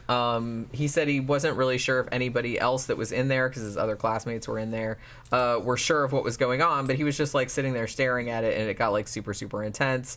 And then he said as soon as he went out of the gallery, it was just, like, relief, and he was, like, really glad to get out of there. So that evening he goes home and, like, tells his parents, because his dad's like, hey, how was that boring ass museum or whatever? And he's like, as soon as he got home, he's like, well, there was this mummy there, and it's like I was really unsettled by it. Like, she still had skin on her face, and I felt like she was, like, looking right through me, and I couldn't breathe, and, like, all this other kind of stuff. So I was like, what? That's a weird thing to tell your parents, but okay. So apparently he did tell his parents all about that. Now, his mom, his real mom, was on there in shadow. And she said that, yeah, after he came home after seeing the mummy, like, exhibit, that he was, like, really scared. And she said, and this is, like, a direct quote from the show. She says, we attributed it to the fact that Caleb, from a very young age, always had a very deep interest in different topics. When he got his mind onto something, it was very hard to get him to think about anything else. So when he first started talking about the museum, we kind of said to ourselves, well, this is Caleb's new obsession. So they thought that, oh, well, it's mummies now, and that's just all he's going to, like, think or talk about for the next however long. So we're just going to have to put up with it. And here's, like, funny, too. Like, fake dad, because his real dad wasn't on the show. So, you know, reenactment dad was on there, and he says, oh, well, you're probably just a little freaked out. You saw a real mummy for the first time. That could be a little scary. And then I thought that was so funny, like the way he phrased it. I was like, because the dad was like, I remember my first time seeing a real mummy. You know what I mean? I was like, what a weird thing to say. But yeah, it's like it's a big part of everyone's life, of a young man's life, when they first see their first mummy. But yeah, so I don't know why that turn of phrase, like, made me laugh so hard, but it did. So basically they're like, so they didn't really think anything weird was going on. They just said, oh, well, you know, you saw a mummy and it upset you. Like, it's a dead person, so it's not that strange, I guess. You know, so they tried to kind of, like, rationalize it away, I guess. And, but Caleb says that he definitely got the feeling that, of, like, unease, like, in the house, and that he said, I felt like I was in harm's way. That's what he said. So that night, apparently, after coming home from the museum, that he goes to bed or whatever, and he said that in his bedroom, he felt like someone was looking at him, and again, like, he couldn't really breathe. And then he said that he saw glowing green eyes, like, in the corner of the room, and heard this growling sound. And he said that he was, like, scared, as you would be, and then he heard, like, heavy footsteps of this, essentially a monster is what it is, like, walking across the bedroom. And apparently, I don't know how long it was in there, but he said, like, the next day it was gone. But apparently he said that he saw this thing in his room, like, and it had glowing green eyes and, like, heavy footsteps and blah, blah, blah. So they kind of imply first that maybe this was nightmares, but he's like, I know it wasn't nightmares. Like, I know what was, you know, what's real and what's not. And then there's a scene where the fake mom says, like, the mom in the reenactment is like, this was something else that made me laugh because I'm a child. But she said, what was going on in your room last night? Like, all that ruckus. And then immediately I was like, you heard my ruckus, Mom? But yeah. So apparently, fake Caleb, like the Caleb in the reenactment, is like, wait, you heard it? You heard the growling? You know what I mean? Like, this monster is in the room. I don't know why I thought that was funny. But yeah, I don't know. This whole episode kind of cracked me up, to be honest with you. So apparently she heard some shit that was going on in the room. I don't know, they didn't specify if she heard the growling, but she said she heard some kind of ruckus, like, in the room. I don't know what that necessarily means. But yeah, so the mom is like, she's like, yeah, like, right after he went to see this mummy exhibit at the museum, that's when he started saying that he heard things in his room, like footsteps and stuff. And she said that he could hear what sounded like somebody breathing, like, in his room. And then Caleb, the real Caleb, said that it seemed or sounded like some kind of, like, monster or animal or something like that. And he said, I don't really know what it was at first, but, like, it definitely wanted to hurt me. That's what he said. Let's see. Okay, so where was I? All right. Yeah, and so... Oh, thanks. Yeah. Like, his dad says, you know, you're too old to be seeing the boogeyman in your room. You're 14, whatever. It's just nightmares, blah, blah, blah. And then the real mom comes on, and this is kind of like, into Green 78 said, too much ruckus gives you hairy palms. That's kind of where my brain was going to. That's why I laughed at, like, the way he said, you heard that? You heard my ruckus. He didn't say that, but that's what I thought. He's like, he said, you heard that? He's like, you heard the growling, like, there was, like, a pause, but I don't know. You heard my ruckus. But yeah. So real mom in the show said, I thought this was funny too. Like, everything about this is comedy gold. But real mom says, Caleb's always been a very unique individual. I'm like, one, that's true of everybody. And two, that sounds like she's trying to be diplomatic and, like, saying that he's a weirdo, but not wanting to say that. You know what I mean? Like, I'm not saying he is a weirdo. I don't know the dude. But I'm just saying that's kind of what, like, it sounds like the mom is trying to get at. Like, but without saying that. She says, he seems to experience emotions very strongly. We just assumed that if we were patient and let him work his way through it, that would be the end of it. So, you know, maybe. So like I said, Caleb he's insistent that this is not a nightmare, that there's actually, like, a monster in his room. And after a while, he's like, well, because his parents were just kind of, like, blowing him off and saying, oh, it's just the house settling, you're just having nightmares or whatever, you're too old for this shit. He just, like, stopped telling them what was going on and, like, stopped telling his friends. He said he thought nobody would believe him, so, which is probably true, because I didn't believe him. Now, so a couple of weeks after this whole thing started, like the museum thing, he apparently comes home from school, and he had forgotten his keys, so he was, like, locked out of the house, essentially. So now the only way to get into the house was they had, you could get in through the basement. Like, they usually left this kind of basement door that was, like, outside, like, unlocked just in case, like, for such situations. Now, on the show, he says, the moment I walked in the basement, I was creeped out by it. I heard this whispering, and when I turned to look in the corner, I saw the eyes, those glowing green eyes like he'd seen in his room, and I saw the head and the scales of this thing. Now, I saw, like, another video of him, like, another interview that he was doing about this later, and I don't think that he said, because on the show, they showed him going down into the basement, right? And then they showed the basement as though it looked like an Egyptian tomb. And he didn't say that he saw that. I mean, the way that he was talking about it, he said something like, well, it felt like you shouldn't be there, or I was in someone else's domain, but he didn't say, oh my God, I walked into the basement and it looked like an Egyptian tomb, because I think that's something that you would probably, like, mention had that happened. But he didn't say that. But that's kind of what they showed on the show. And then when he said, like, in the interview that I saw with him later, which, like I said, I think was from 2020, or at least that's when the video was posted. I think it was Paranormal Zone TV or something. It had, like, a 3 or 4 minute interview with him. He said that when he went down to the basement, he just thought the basement was creepy, and he saw something in the corner that he just described as, like, a black mass. He didn't say that it looked like a blizzard person or anything like that. So I don't know. I'm just saying that there's just, like, different shit going on. So yeah. So he said that this is what he said. He said it was crocodile in appearance and partly mutated with a person. and just very massive and very menacing. So he basically said it was like a big lizard man. reptile dude, like a lizard man, like a slee stack. That's the first thing I thought of. Like that damn villain from fucking Spider-Man. Remember the lizard? What's I think he's called Lizard Man. That's creative. Yeah, he's called Lizard Man. And he's like in a doctor's fucking smock. And his Yeah. I know what you're talking tail about. that goes up. I know what you're talking Or the alligator or something. I don't know what he's called. I think it's Lizard Man. Can you just like, oh my god, was you like drawing a comic book and it's just kind of like Lizard that's Man. like your villain or whatever? What are you gonna call it? I don't know, Lizard Man. Yeah. Weak. I think Spider-Man was 60s, you know? Late 60s.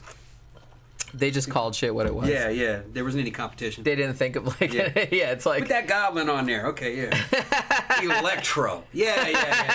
That's it. good enough, whatever. Yeah. Dr. Octopus. Yeah. that sounds Dumb right. kids will read anything. Yeah. Well- The lizard guy. The vulture. Yeah, the vulture. Yeah.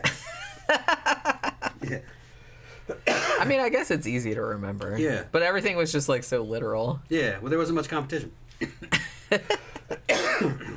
Although Spider-Man was classic, man. It was good. Yeah. Into Green 78 said, I was unique too, a big old gay. LOL. Big old gay, damn. Big old gay. That's what I mean. I just got the impression, like I said, I don't know these people or anything like that, but I just thought it was funny, like the wording that she used. Like, he's always been a very unique individual. It kind of like gave me that same vibe. It's like, you know, when you're talking about something and then like the other person that you're talking to like thinks you're full of shit or like thinks you're boring or whatever and says, wow, that's fascinating. It kind of sounded like that. You know what I mean? Yeah. Like she was almost like she was being sarcastic, but not quite. That's kind of like the vibe that it gave me. So yeah. So as I said, he said that he saw this crocodile-looking dude, like a lizard person, pretty much, in the basement. He says it was coming after me like a creature would stalk prey, and so he runs out the basement as you would. And he said, and this was the point where I knew that it was something paranormal. And he didn't know exactly what was going on, but he knew this thing was like after him for some reason. So again, he tries to tell his parents, but they like think he just has an overactive imagination or whatever. But it's at this point too, like his mom said, well, his whole personality or his demeanor started to change. She said he wasn't sleeping all that well, and he was like seemed like he was like angry and frustrated all the time, and you know, secretive shit like that. So that's the thing about it too, and I thought this was kind of interesting. They didn't really go much into this. It was just kind of like something they mentioned and then didn't like mention again. But the mom, who they're calling Susan on the show, she was not so much, I don't think she was so much a disbeliever in like shit being the paranormal, but she didn't think it was like, you know, a lizard person or Egyptian god or whatever. She says maybe it's because remember I said that this was she grew up in this house because it belonged to her mom and dad. And she said that her dad was like an abusive drunk and there was a lot of domestic violence. So I'm assuming that like the dad like beat up on the mom and maybe the kids. That was the implication. And so she was thinking, well, maybe like there's some like bad energy in the house and like my son is picking up on that. Like that's why he's getting. So she didn't necessarily think it wasn't paranormal. She just thought that it was something to do with like shit that had happened in the house when she was a kid. Like that had to do with her dad. Because I'm like assuming that her dad was dead at this point. So maybe she thought, well, maybe my dad's an asshole ghost now and like he's hanging around in the house or there's like a bad vibe in the house and maybe that's what's making Caleb like act up or like not be able to sleep or something. Maybe he's picking up on that. So I don't know. But she just mentioned that like one time and then they didn't like bring it up again. Other than like the narrator saying, but you know, that mom didn't have any idea that her troubled childhood is unrelated to what Caleb is going through. And then it's like, then they didn't mention again. It's like, it's nothing to do with you, Mom. Stop trying to make it all about you. But yeah. So then apparently there's like a lull in the activity. Caleb said he didn't see anything for a couple weeks, but he said he could always kind of feel it like in the corners or like in his peripheral vision or whatever. He said he tried to like not be in the house by himself all the time because he was, you know, getting freaked out. And then one night, I guess there was like, he was in his bed, I think again, and he said he started getting sick to his stomach. And then he said there was a sensation like an anxiety attack, like something was like, you know, like weight pressing down on him. And then he said he felt like this searing pain on his arm. He said like, it felt like my arm was in a vice and I didn't think it was going to let go. And then he like pulled up his sleeve or whatever, and he said his arm was bleeding, and he said it very, very clearly looked like a bite mark. Even though on the show it kind of looked more like a scratch, like claws, but he said that it looked like a bite mark and that it was bleeding. So, you know what I mean? I don't know. So again, he hides that from his parents. So I like how you're kind of like, I want to drink too. Yeah, but I'm like too busy talking. Yeah, I had to fucking put my mask on. I'm done drinking for right now. You know. Danny Rowling said, "Who would win in a fight, Bane or a Minotaur?" Bane. You think? Yeah, Bane would win. Well, even before Bane, even without Venom, Bane would win. He was a lot smarter than a Minotaur. People don't realize how, if you go back, read up about the Bane character, of how intelligent he was. He spoke a shit ton of languages. Fucking was real good with chemistry. He could learn anything. And he was all educated in prison. His dad betrayed the government in Central America and ran. So they captured his little son and threw his son in prison in his place, in a dark prison. But he learned from all the other prisoners that was in there. Eventually escaped. In some stories, he helps Batman. In other stories, Batman gets killed and Bane becomes Batman. Bane was the Central American Batman. He becomes Batman in some stories. So he's not a evil character per se. Not in all the stories. Just, he was a Sigma. He was not an Alpha. He was a Sigma male. An Alpha gone wrong. Danny Rowling said Minotaur uses weapons, though, and not restricted by comic laws. Yeah. Yeah. Although probably restricted by mythology laws. Yeah. Which is a whole different thing. Although, are there any laws in mythology? Bane used weapons? Guess not. Bane would use weapons? That's what I'm saying. I kind of feel like Bane would probably use weapons, too. Well, his main weapon was Venom, which was a fucking, in some stories, basically a powerful anabolic steroid that he stole from fucking Batman. Batman was on the juice. People got to understand, in most stories, Batman's pushing 50, and you just can't be built like that with 50. He was taking strength-enhancing serums. That's fucking comic book fucking speak for fucking roids, man. He was fucking jacked. Of course Batman's gonna be jacked. He's got money. Well, yeah, and he's a mortal man. He doesn't have superpower. He's jacked. Well, having money is its own superpower. Yeah, that's its own superpower. Having money. Being a billionaire. Yeah, and having access to technology. That's pretty much like a superpower. And yeah, medical biotech and shit. Fucking Batman was saucing.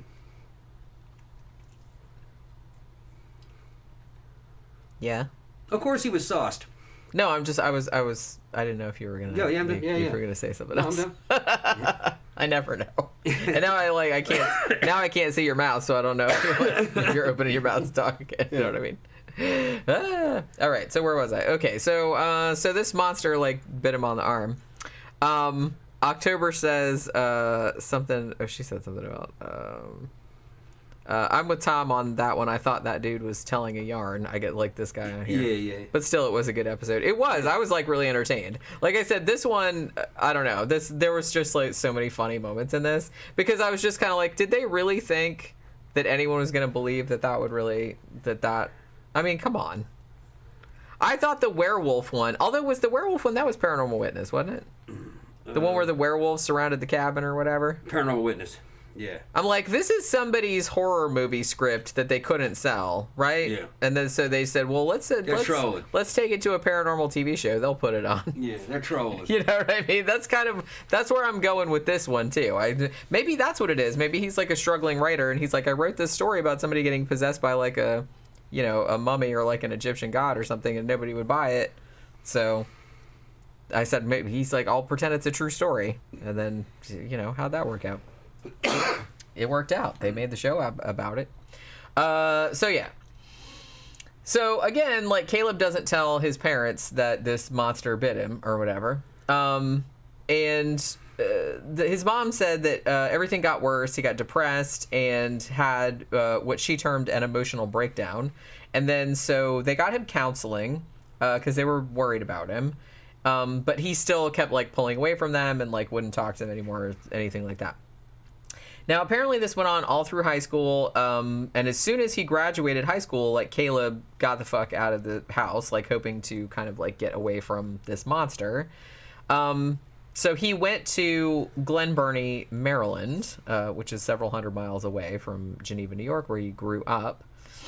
And then he got a job as a security guard at a mall. And he also got a girlfriend named Laura. And he said for it seemed like several years, like he just had like a regular life. Now, he did tell his girlfriend about being tormented by a lizard monster. And surprisingly, she was okay with it. Like, she believed him, and he said she was very supportive. And, you know, she was kind of like, hey, you know, I know there's, like, weird shit in the world or whatever, so... Now Daddy's asked me Hercules versus Bane. I'm going to have to give it to Hercules because fucking Zeus will step in and fucking save him. You know. Hercules, you know, of course you know that doesn't work. That's a funny question. That doesn't work. It's two different universes. You know. Well, that's what I mean. It's like the rules aren't the same. I mean, it's a fun intellectual experiment. Yeah. But yeah, the rules of the world. The rules of the world are a little bit different. So it's kind of hard to... The closest thing that would probably come close from comic books, the closest thing that would come close to fucking Hercules would be fucking Thor or Superman. Those are gods, basically. So Bane wasn't a god. He was just super criminal / dark hero, kind of, depending on who's writing him. Okay, so his girlfriend is all like, yeah, I totally believe that you got possessed by, you know, not possessed, not until later, but you got haunted by whatever this thing is, like a crocodile god or whatever. She's like, okay, that sounds legit. So, also, he befriends this guy who's like a co-worker of his, and his name is John Sally. I think they said Sally, like, was his last name. So, so they become friends. The two of them and Laura, the girlfriend, are on a camping trip. And John asks Caleb about the scars on his arm, like I said, like from the bite mark that supposedly happened when he was 14. Caleb is just like, hey, I gotta go get some firewood or something like that. Like, he totally, like, changes the subject. But Laura goes all in there and said, well, you know, do you believe in the paranormal? Because this is, like, some paranormal shit. And she, like, tells him about it. And then John says to them, it's like, oh, well, you know, I do believe in that stuff because I had my own experience. And he said that for a long time, like, he said his life was a living hell because he was, like, his story was... And this was like a little mini story within a story. But he's like, well, allow me to like go back and flashback and tell you what happened to me when I was a kid. It's like, when I was a kid, I went into the woods and came across this old building, which looked like fucking Jason's shack from, you know, Friday the 13th Part 2. And then in one of the corners was this old book. I picked it up and it was a satanic Bible. Because of course it was. I mean, you know. What was it, like the Anton LaVey Satanic Bible? The little paperback one? Yeah. The one you got at the damn B. Dalton bookstore. At least they didn't say it was the Necronomicon, because that would have made me laugh even really more.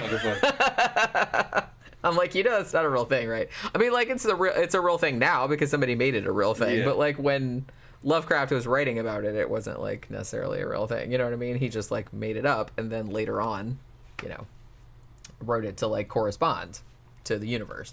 But yeah, it's not like an ancient text or nothing like that. But it's funny because I kind of feel like there's still, especially like back in the day, like in the 80s, like during the Satanic Panic, like they actually totally thought that was a real thing. Real. Oh my God, I found a Necronomicon in the woods and I'm like possessed by a demon or something like that. No, you didn't. Don't worry about it. So, you're fine. But yeah, so apparently, so he could have been one of the lucky kids that found like somebody's Playboy stash in the woods, but no, he had to find a Satanic Bible instead. I guess it happens. So, Now I kind of want to go out in the woods and like leave some Satanic Bibles out there, just so 20 years from now, like somebody has this kind of story again. That'd be hilarious. But I'll leave like a bag of vintage Playboys and a Satanic Bible next to each other. Like, choose wisely. Yeah, you'll just create a whole generation of Ayn Rand fucking fans. Oh God. Yeah. Nobody wants that. She was a little coarse. A little? Yeah. Yeah, I fucked around with my husband because I could. What was he gonna do about it? That's kind of funny. Kind of funny attitude. Well, it wasn't any of his business. She, yeah, I don't even, I think I'd go a little bit. She'd have retaliated. Fucking easily. Well, see, that's kind of the thing. Is like she thought, at heart, she thought she was a superior being. Yeah. Because she was smarter than everybody else, or so she thought. I'm like, one, no, you're not. And two, she was smart though.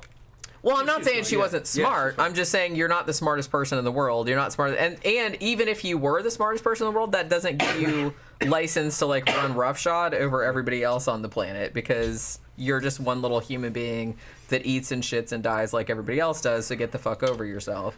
And so that's the thing, though, is that it would be different if she advocated, you know, just this complete like selfishness or whatever, and like, but you were okay with everyone else doing that shit too. But they never are. Yeah. They're just like, well, I can do whatever I want, but no, you can't. You have to do what I say. Yeah. Or you have to do what I like. And that's what I mean. It's like, and it always kind of goes like that with people like that. They're like, oh, well, I can do whatever I want, but if you do whatever you want, then they get mad. Yeah, especially if that person hurts them.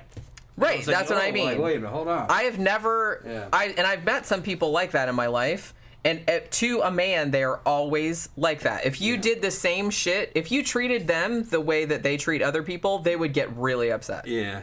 And they'd be like, what the fuck are you doing? Blah, blah, blah. And I'm just like, do you see that that's what you're... But they don't, because they don't have any capacity for self-reflection. Yeah, and if you look at Ayn Randian philosophy, I think they call it objectivism, I think is what they call it. But that, and then you look at Anton LaVey's religious Satanism, they're very closely aligned. They are very similar. Very close. They are very similar. Yeah, and I think... And I'm pretty sure Anton LaVey kind of recognized that they're... Well, yeah, that was kind of like a big thread of like thought back then, like particular, you know. He just would have said, yeah, well, she's right about this and that and this and that. Yeah. Yeah. And I'm not saying she was wrong about everything. I'm just saying that, I mean, she was a mixture. She was, and that's what I mean. It's like you should just be able to like pick and choose. Never just like take one person and like just take all of their shit. Like, all of that's true. Just pick and choose. You know, because not everybody has all the answers. Not one person has all the answers. I'm a fan of European philosophy, especially fucking Friedrich Nietzsche and fucking Arthur Schopenhauer. And they came up with some really cool ideas, and there's a lot of truth to what they say. But you just take one of those guys and get off into him, it'll drive you fucking nuts. Those dudes were nuts. They weren't that functional, you know. And a lot of them died young, you know. Fucking Nietzsche didn't live that long. It wasn't his fault, you know. Syphilis got him. Syphilis got a lot of. He wasn't really a philosopher. He was more like a commentator. He did have some philosophy, but he didn't like philosophers. He also thought they were full of shit, in a way. In some ways, fucking, well, I don't want to say that, but in some ways, fucking Nietzsche was almost kind of like the Howard Stern of his time. He was kind of like a shock jock, you know, especially when it came to religion. So he was famous mostly for that. But he wrote some cool shit, you know. Well, that's what I mean. I kind of feel like that's... And I don't think you should throw the baby out with the bathwater. Like, there is a lot of value in philosophy, but you can't just... I mean, I kind of feel like not just philosophers, but I kind of feel like all humans in general, everyone is just like a mixture of, you know, cool shit and bullshit to varying degrees. Yeah. You know, everybody is full of shit to some degree. Nietzsche's fucking greatest aspects of his writings was the will to power, which was kind of like... what you would know today is, and I think was what they used as kind of a basis for, the Force and its dark side. That's basically what he's talking about. And there's a couple good videos on it that describes the will to power, what it is, the power that's behind life and reality, and the different kinds of relationships objects and people have, and you know, to each other.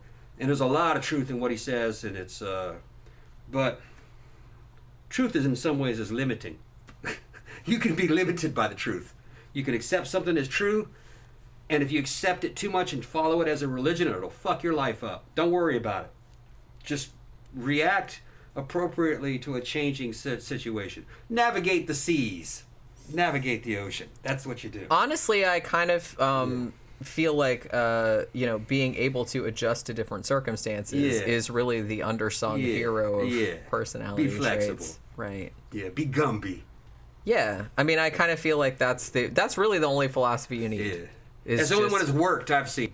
Yeah. Well, because the world is complex and different situations like have different circumstances and like you're going to have to approach it differently like dependent on a lot of different factors. So you got to be able to like fucking change around with the shit. Yeah, and I've always found morality to be basically situational. It depends on the situation. It is. Yeah. Gramthars said, anytime I meet a follower of objectivism, I know the conversation is going to be void of the smallest joy. They are very angry, superior, overly serious people, I have noticed. Gramthars also said, I read The Fountainhead when I was 19. Oh, what I would pay now to get those 200 hours back. I didn't read The Fountainhead. I did read Atlas Shrugged, though, and I kind of wish I could have that time her back, best too. work was Anthem. I liked that one. And it's a short story taking place in a dystopian future that just kind of lays out objectivism and collectivism and the problems with collectivism. Oh, you're taking the face off. I would read Anthem. It's a short. Because it's short. It's short. It's short. not like to the point. because like The Fountainhead and Atlas Shrugged are fucking doorstops. She's not a good man. novelist. Well, that's the thing. It's not a novel. It's a polemic. Mm-hmm. I mean, you know, if you're going to write a novel, write a novel. It can have a theme or a message, fine. But it's like, at least make it like an entertaining story. Don't just make it this fucking philosophical slog. If you want to write that, just write that. Don't like couch it in the terms of like making a fictional story. Anthem is just made me want to slap her. Anthem is just like a quick morality tale. And you go, okay. And it lays out things at the very end of what it means. It tells you what it just told you. Almost kind of a very Buddhist kind of a fucking... method of teaching. I'm going to tell you this, I'm going to tell you and this, then I'm going to tell you this, and then I'm going to tell you what I just told you. Exactly what it does. It's an effective teaching method. Well, honestly, that's kind of like, I want to say that's kind of like how some of my English teachers taught you to, like, write an extemporaneous essay. Because they'd just be like, well, you know, because you got to do the introduction, the body, and the conclusion. They're like, that's basically what you're doing, is you're telling people, hey, I'm going to tell you this. I'm telling you this. I just told you that. The end. You know what I mean? So it's like, it sounds dumb, but it's like, it is actually kind of how shit is, like, laid out. You know what I mean? But yeah, so I forgot where I was. Okay, so John, this friend that Caleb knows, also said, you know, he came across the Satanic Bible, and apparently there was a little demon that attached itself to him like a tick. After, like, they didn't say that on the show, I just said that. But from the Satanic Bible, he opened it up and he's like, oh shit, now I have like fucking Lyme disease, except with a demon. So the demon attaches itself to John. Now he was eventually freed of the demon by good old deliverance minister, which is what he calls himself. Spoiler alert, it's Bill Bean, who has been on this show before, who, like I said, I really feel like he's gunning for the Warrens' throne on these shows, because not only did they, and I can't remember the name of the episode, but they did an episode about Bill Bean that was all about Bill Bean, like when he was a kid, like supposedly like growing up in the house and everything, and they said, oh, and then he grew up and became a deliverance minister, like helping, you know, kind of like chisel off like people's demons and whatnot. So, but then like he also was involved in some other cases later on, just like the Warrens were. So like they do a case and they're like, oh, and then by the way, Bill Bean showed up. So this was one of those. So yeah. So John, the guy in here, later became Bill Bean's assistant and helped him like cast out demons from other people and whatnot, because he had gone through it. And the real John was on here, and Bill Bean was on here too for like a couple minutes. So December of 2013, Caleb goes back home to his parents' house for the holidays and sleeps in his old bedroom for the first time, like, since he got the fuck out the house, like, and got away from the monster or whatever. Now, the first time that he's back in the room, he hears whispering in there, and he said, and the name that I kept hearing whispered over and over was Sobek. And because he didn't know anything about Egyptian mythology, he had to go Google it, and he said, as soon as I typed that name in, everything clicked.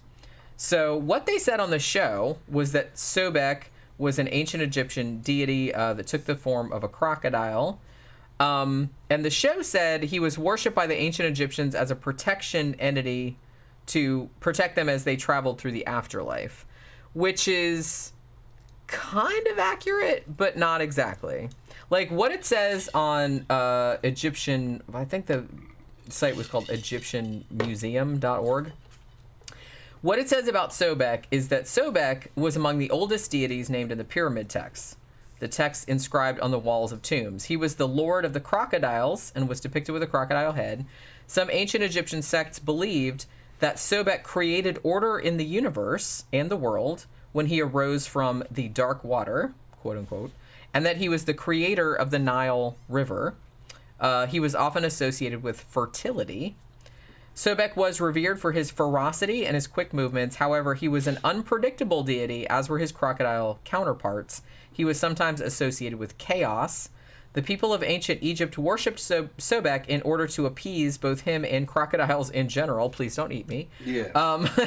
And also to ensure the fertility of their people and crops. So I don't know if he was so much like an afterlife deity as, hey, crocodiles don't eat me, and living hey, nature deity. Like, yeah, more like a fertility kind of deity. And that's not an evil deity. Not really. No. Well, I kind of feel like that's what's kind of cool about ancient religions. That's why I think I was always kind of drawn more to like Greek mythology, Egyptian mythology, is that their gods, like humans, were multifaceted. Like you didn't really have just like, oh, that's an evil one or that's a good one. Like they all were changeable, like humans were, like depending on the situation. Yeah, and this one is basically a crocodile. It's just a thing in nature. It might eat you. You might want to bribe it so it doesn't eat you. But yeah, and that makes total sense. Yeah, but it makes the water, and it also helps reproduction. So it's part of nature. It's good. That's in general. Right. It's helping nature. To me, that seems like a lot more That's what it means. close to what nature is actually like. Yeah. Than trying to like impose order on it from above, which I feel like the Judeo-Christian religions kind of tried to do. I kind of feel like ancient religions, like I said, maybe that's why I relate to them more, is like they saw the world as it was and they just kind of like constructed a mythology around it that had to do with that. Like I said, it's made sense because if you grew up in ancient Egypt, you could get eaten by a crocodile, so crocodiles were unpredictable. You probably saw them all the time. Sometimes they would eat you, but sometimes they'd leave you alone. So, he's capricious. Yeah, you're not trying to rationalize it. You're not trying to moralize it. It's random. Yeah. That's and it's like nature. Yeah, and they're just trying to like get a handle on that. Like I said, that's totally understandable. Yeah. So to me, I don't know, like the ancient beliefs and stuff like that make a lot more sense to me. Yeah. Just because you can tell where it's coming from. It's kind of like a one-to-one. It's like, they would think that. These guys are Christian. They're projecting their own beliefs onto it. It looks like a damn crocodile, so therefore that's like a demon. That it's bad. That's like the dragon. Out of fucking out of Revelation or something, and so it's got to be bad, and you're worshiping it, and you're not supposed to worship it, so it's bad. That's how the Egyptians suck. It's just so black and white. Like I said, I think that ancient religions, they were a lot more open to ambiguity because, like I said, that's kind of like what nature was like because they were like, well, they made gods like people. Yeah, I'm going to say you're partially right. Because Christianity does this also. Well, yeah, it does. All right, but especially... I'm simplifying. Yeah, you're simplifying. Because Catholicism does it a lot, especially in the Americas. You get into Central and South America, they have things like Sobek. Sobek. They have things like that. It's just going to be recast as a saint or some kind of an angelic deity. Right. Something like that. Brazil had its own. And then it's going to be might not be something... in the official Catholic Church, it might be something in Candomblé or Macumba, which is also kind of... to me, that seems like closer. Like I said, that's kind of like... Right, so they're still doing this. But they're just not going to call it a god. Although they didn't really consider it a god either. The Egyptians are not saying that this thing created the universe. It's a pantheon. It's a pantheon. The father of the gods created his children, and then the father of the gods created the world, and his children did things in it. Right. And it usually involves his children knocking up mortal women and making demigods. That's in there too, and kind of abhorrent monsters like Minotaur and Medusa or whatever, things like that. Yeah. Although Medusa liked... I think she was made a different way.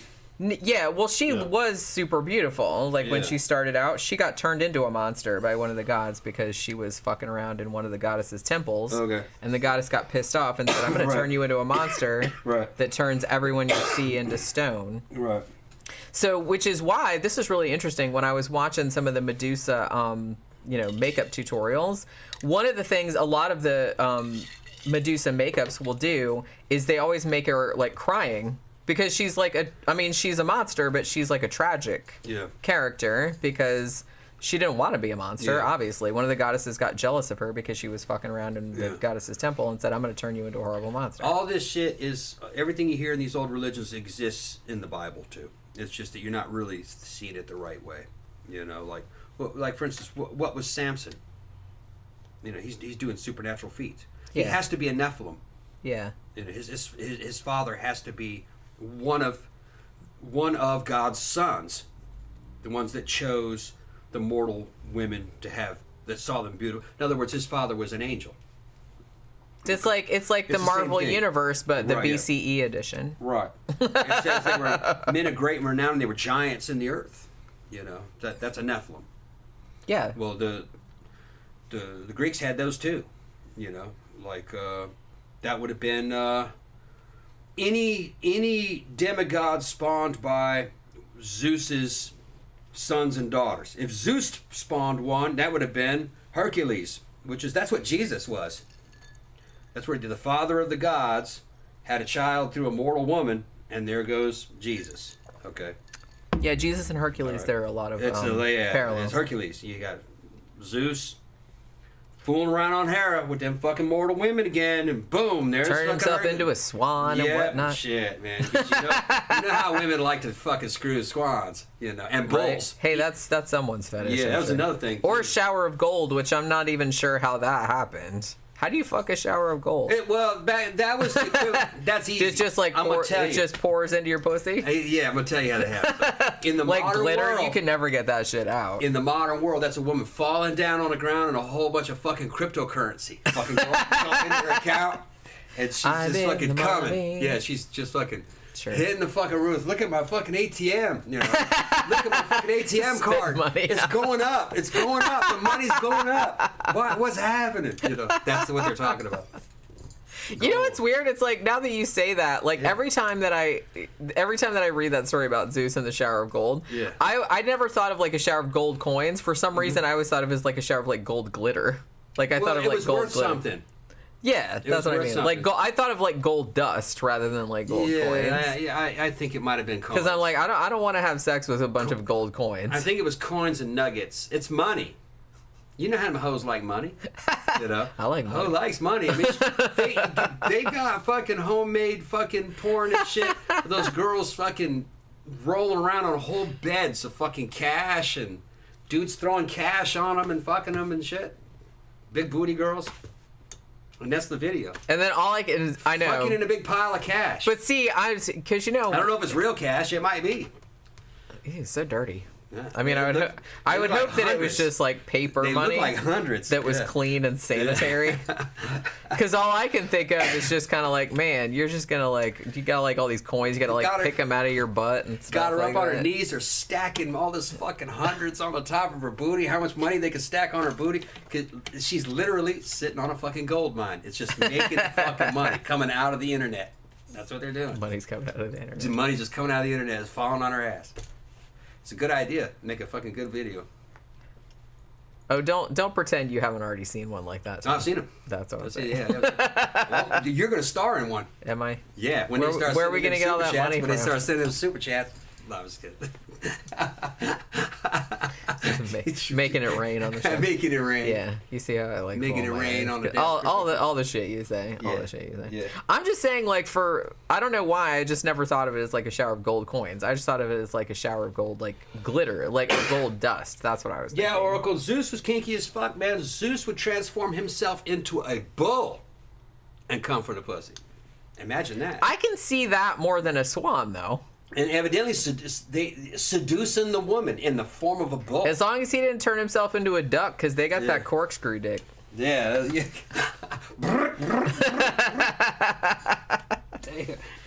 I mean, it works for like a female duck because they have like a corkscrew shaped vagina. They were imaginative people back in those days. That was another thing I always liked about Greek myths. I kind of feel like that was one of the things that kind of steered me toward atheism when I was a kid, because I started like reading Greek myths when I was a kid, and I was just kind of like, man, these are super cool. Because I'd known Bible stories like since I was little. My family's not religious, but You know, I had like books of Bible stories that other like relatives gave me and stuff. But when I started reading like Greek myths, I'm like, man, this is much cooler. Yeah. This is a lot more creative. Jeff ER says, I recalled Old Testament angels had the same temperament as ancient gods. Many of them had hair-triggered tempers and could demolish entire cities. Yeah. It clearly says that El Shaddai, all right, which is father of the gods, had, I think it was 72 sons. And each one of those sons was given a tribe. Yahweh chose Israel. There's a bunch of other ones that are mentioned later on out of those sons.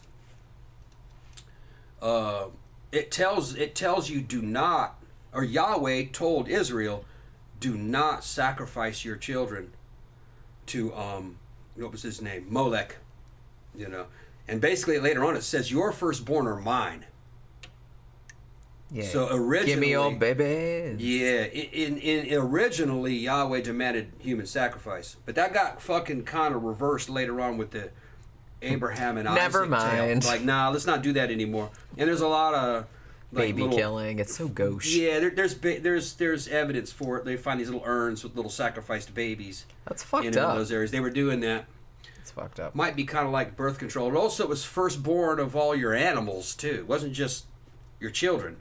Firstborn of fucking sheep and the firstborn of this. Whatever the firstborn was had to go back as I don't know, man. I'd be like, you know, you're a god. Why you need my shit? Make your own shit.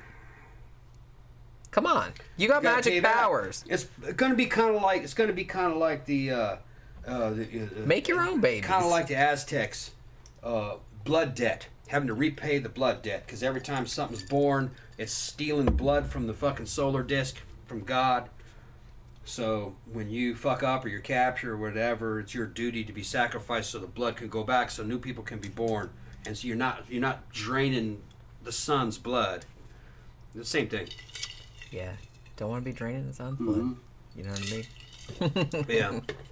But it never, under any circumstances, says anywhere in the Old Testament that other gods don't exist. It says they exist. It says don't worship them.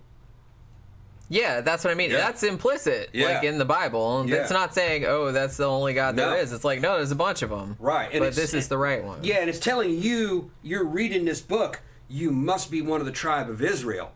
If not, you're not reading this. That's for you, Israel. This is coming from Yahweh. Later on, Yahweh assumes the position of God later on in Exodus. The burning bush tells Moses, your ancestor Abraham knew me as El Shaddai. Okay, but you know me as Yahweh.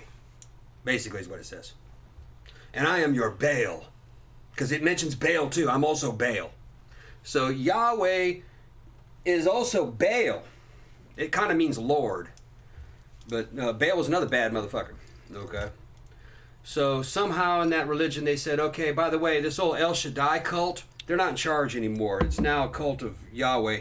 And Baal, you guys that worship Baal, you're with us too. It's the same God. That's what it's saying. Because usually in these old pantheons, the father of the gods is overthrown by one of his sons. You know, like fucking Zeus came to power by overthrowing. He became God when he overthrew Kronos, who was his father. And he was evil. So that's kind of what happened is El Shaddai was overthrown by Yahweh. Doesn't quite say that. But God or Father of the Gods is a title you can take, like the throne. I now have taken the throne of God. Well, I They kind do of it a lot. Well, I kind of feel like Yeah. the reason that's a recurring motif in a lot of those things is because that's what happens in real On life. earth. Yeah, as it Like- is in heaven, it is on earth. Yeah, because Right, like, yeah. you know, you get Yeah. old and you get like Yeah. usurped by the younger Yeah. generation. Yeah. So that's why that keeps like Right. reoccurring like in stories like that, because people see what's happening and they just like make up stories. They like have to explain why some cults are dying out and other cults are growing and taking over. Yeah. You know, why I'm is just cult of what? I'm just saying that humans like Yeah. throughout history and all around the world like are similar, you know what I mean? Like they come up with like similar shit like given similar Yeah. circumstances. Yeah, they're going, you know, well, cult of Molech, man, they're not around anymore. That was 100 years ago, so I guess we're in charge. You know, that's what they're saying. Right. You know, so they got to reboot the tale. Reboot. Reboot, yeah.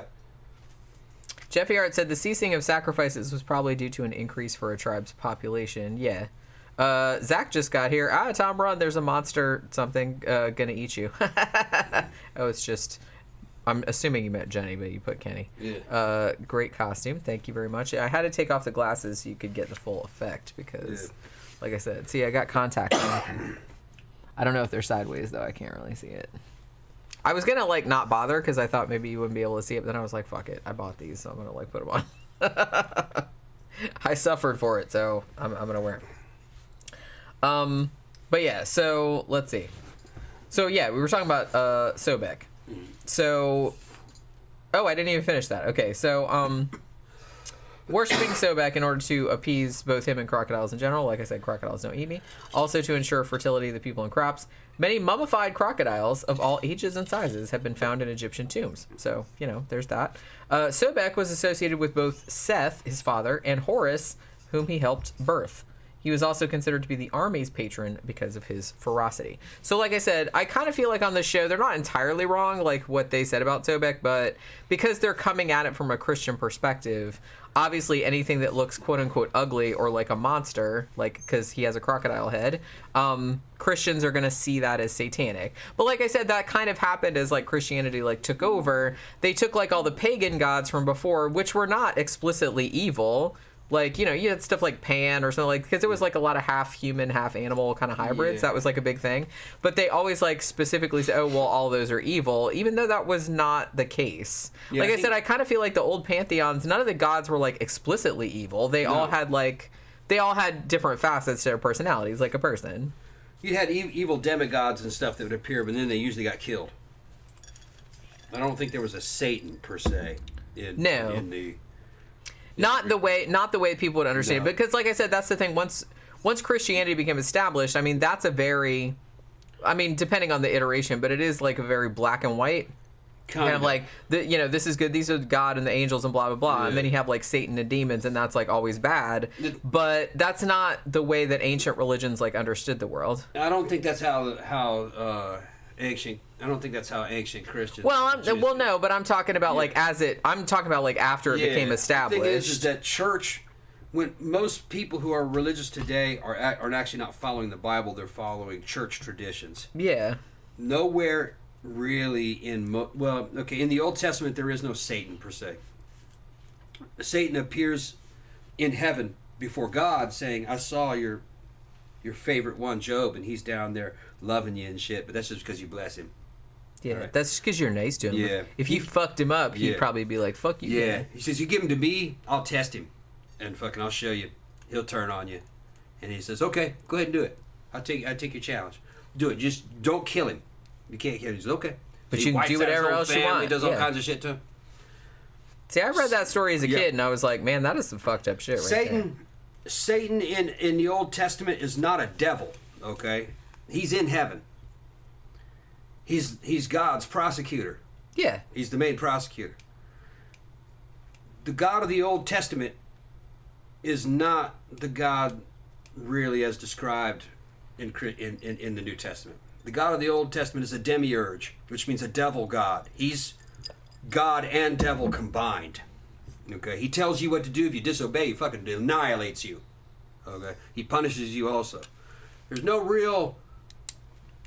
Mostly it never mentions hell. It just says Sheol, which is the fucking grave. Death. There doesn't seem to be any concept, really, that a good follower goes to heaven. A good follower goes to the grave. Some of them are allowed to go to heaven. I think Methuselah was allowed to go. And humans were never meant for heaven. Humans were meant for Eden. Okay?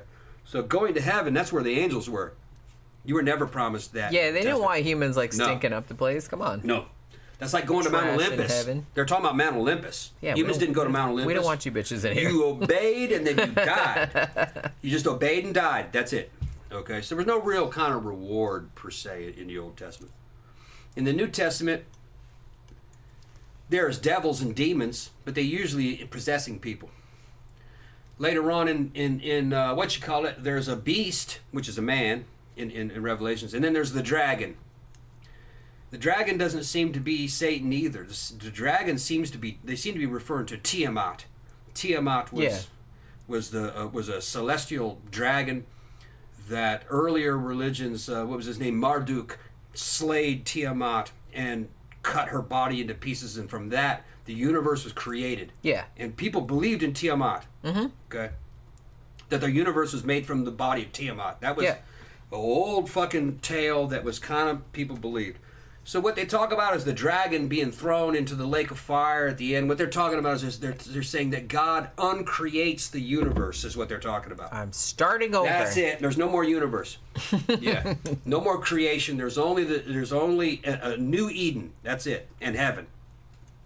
That's what, and it's about restoring humans to Eden in the form of this fucking big celestial kingdom on earth.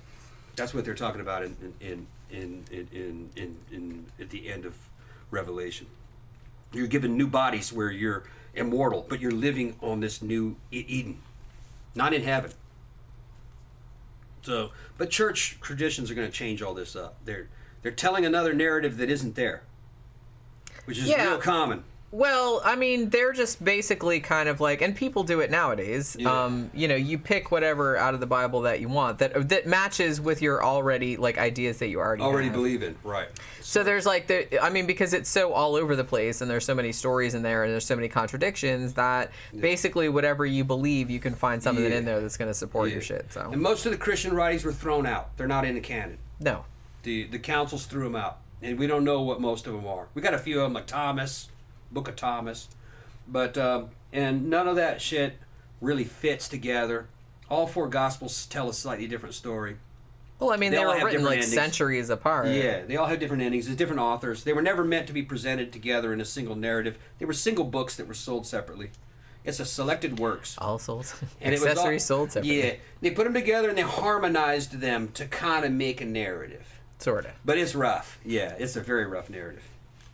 And it wouldn't fly in any screenwriting class today. Yeah. That's what we're saying. And the Old Testament is also super rough. It's Genesis is at least 3 books fucking woven together. At least 3. There's 3 different creation events told. So, you know, it's complicated. I'm fucking done with that shit. I mean, they tried. Yeah.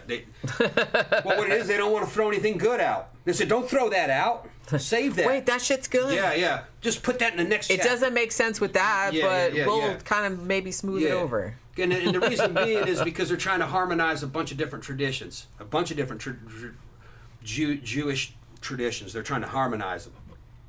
And you're going to have people in there saying, you can't throw that out, man. That one's too popular. It would be the same as fucking having all the different versions of the Batman comics. All right? And everybody's got their own favorite ones, and you're trying to make one Batman story out of all like these. One narrative, like one narrative, using all the one. Yeah, it's exactly the same. It's exactly the same. So they're going, fuck, we can't throw this out because, man, Bane fucking tears it up in that fucking story. We got to keep that one. Even though Batman is slightly different in that story. It's the exact same thing. If you're big into fucking comic books, you will know mythology. It's the same thing. Comic books are mythology. Yeah. And religions are the only mythology. Difference that nobody believes that comic books are real. Yeah. Everybody knows that it's stories. You know what I mean? According to the fucking Roman writings and shit, most people knew that most. Well, yeah, I think that's. I think it's a misconception that everybody believed that stuff was real back then. They didn't. They didn't believe it was real. No, I mean some people did, but like a lot of people. Most people didn't believe it. Knew that was just like mythological stories. Yeah. Or stories that were just like that. You know, nothing against them. Just like just to kind of like teach lessons and shit like that. They didn't have movies. They didn't have TV, and they didn't have nightclubs. Right. Really. They had those temples. They didn't have anything. And they did all that. You paid to get in, a cover charge, basically. They called it an offering. And they put on any kind of show you could, which included sex, drugs, music. Yeah. Okay, for certain cults. Bacchus was all about getting fucking blasted. Well, yeah, that's why that shit was very popular. That shit. And when you went to those temples, you're basically going to a rave. Yeah. Basically. That's essentially what it was. Other ones were definitely sexual fetishes. Statue of this woman that can fucking shoot fucking milk out her titties.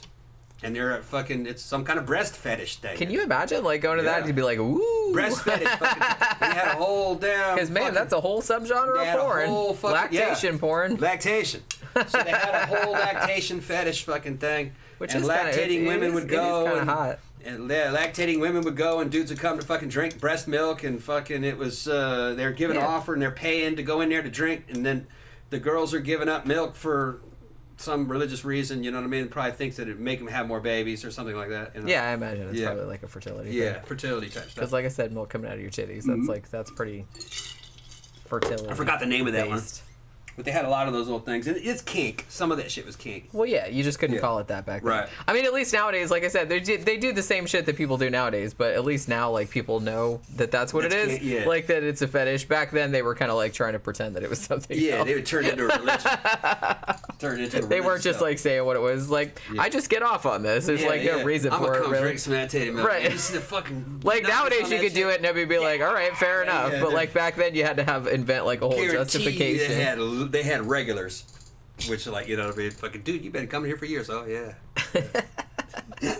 Oh, my God. Yeah, and Gramthars points out there's no Satan in Judaism, just the tempter or accuser. Yeah, and that's initially what Satan was. He wasn't...